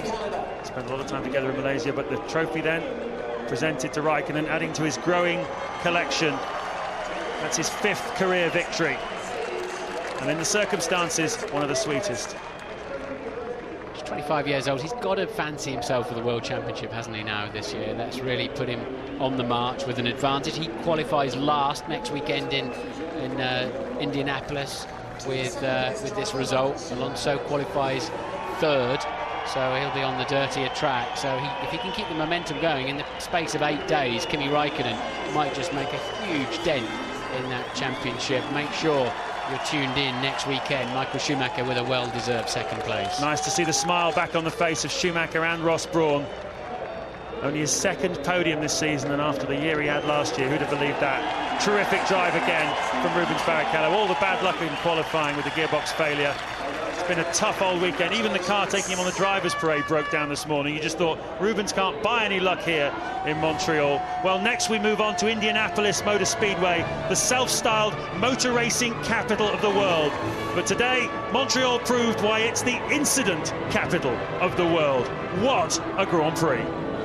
Yes, James, a Grand Prix that sums up F1 2005. Hectic, unpredictable, controversial, and hugely entertaining. Kimi Raikkonen went bust at the Nürburgring. He collects big time in Montreal.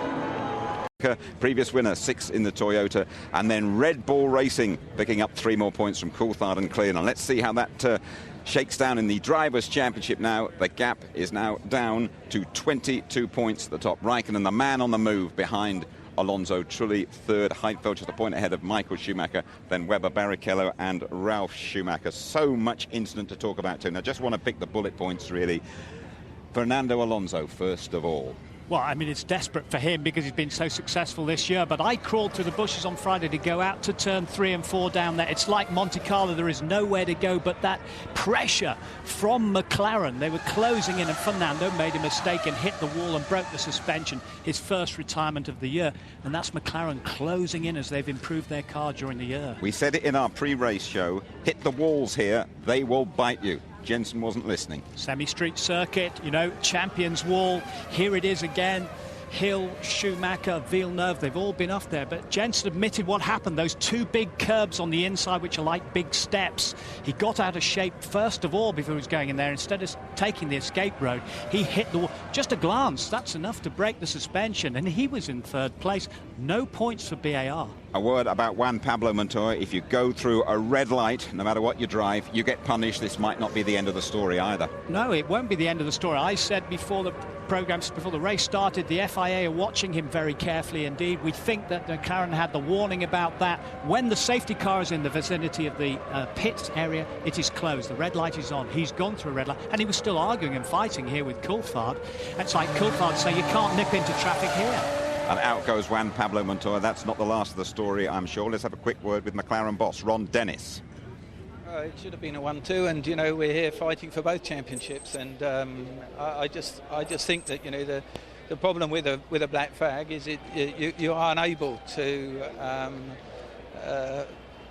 protest it after the event. You've got to, you know, if you do not adhere to it, you are going to be even more severely penalised. I just can't see that the crime fitted punishment. It really didn't. But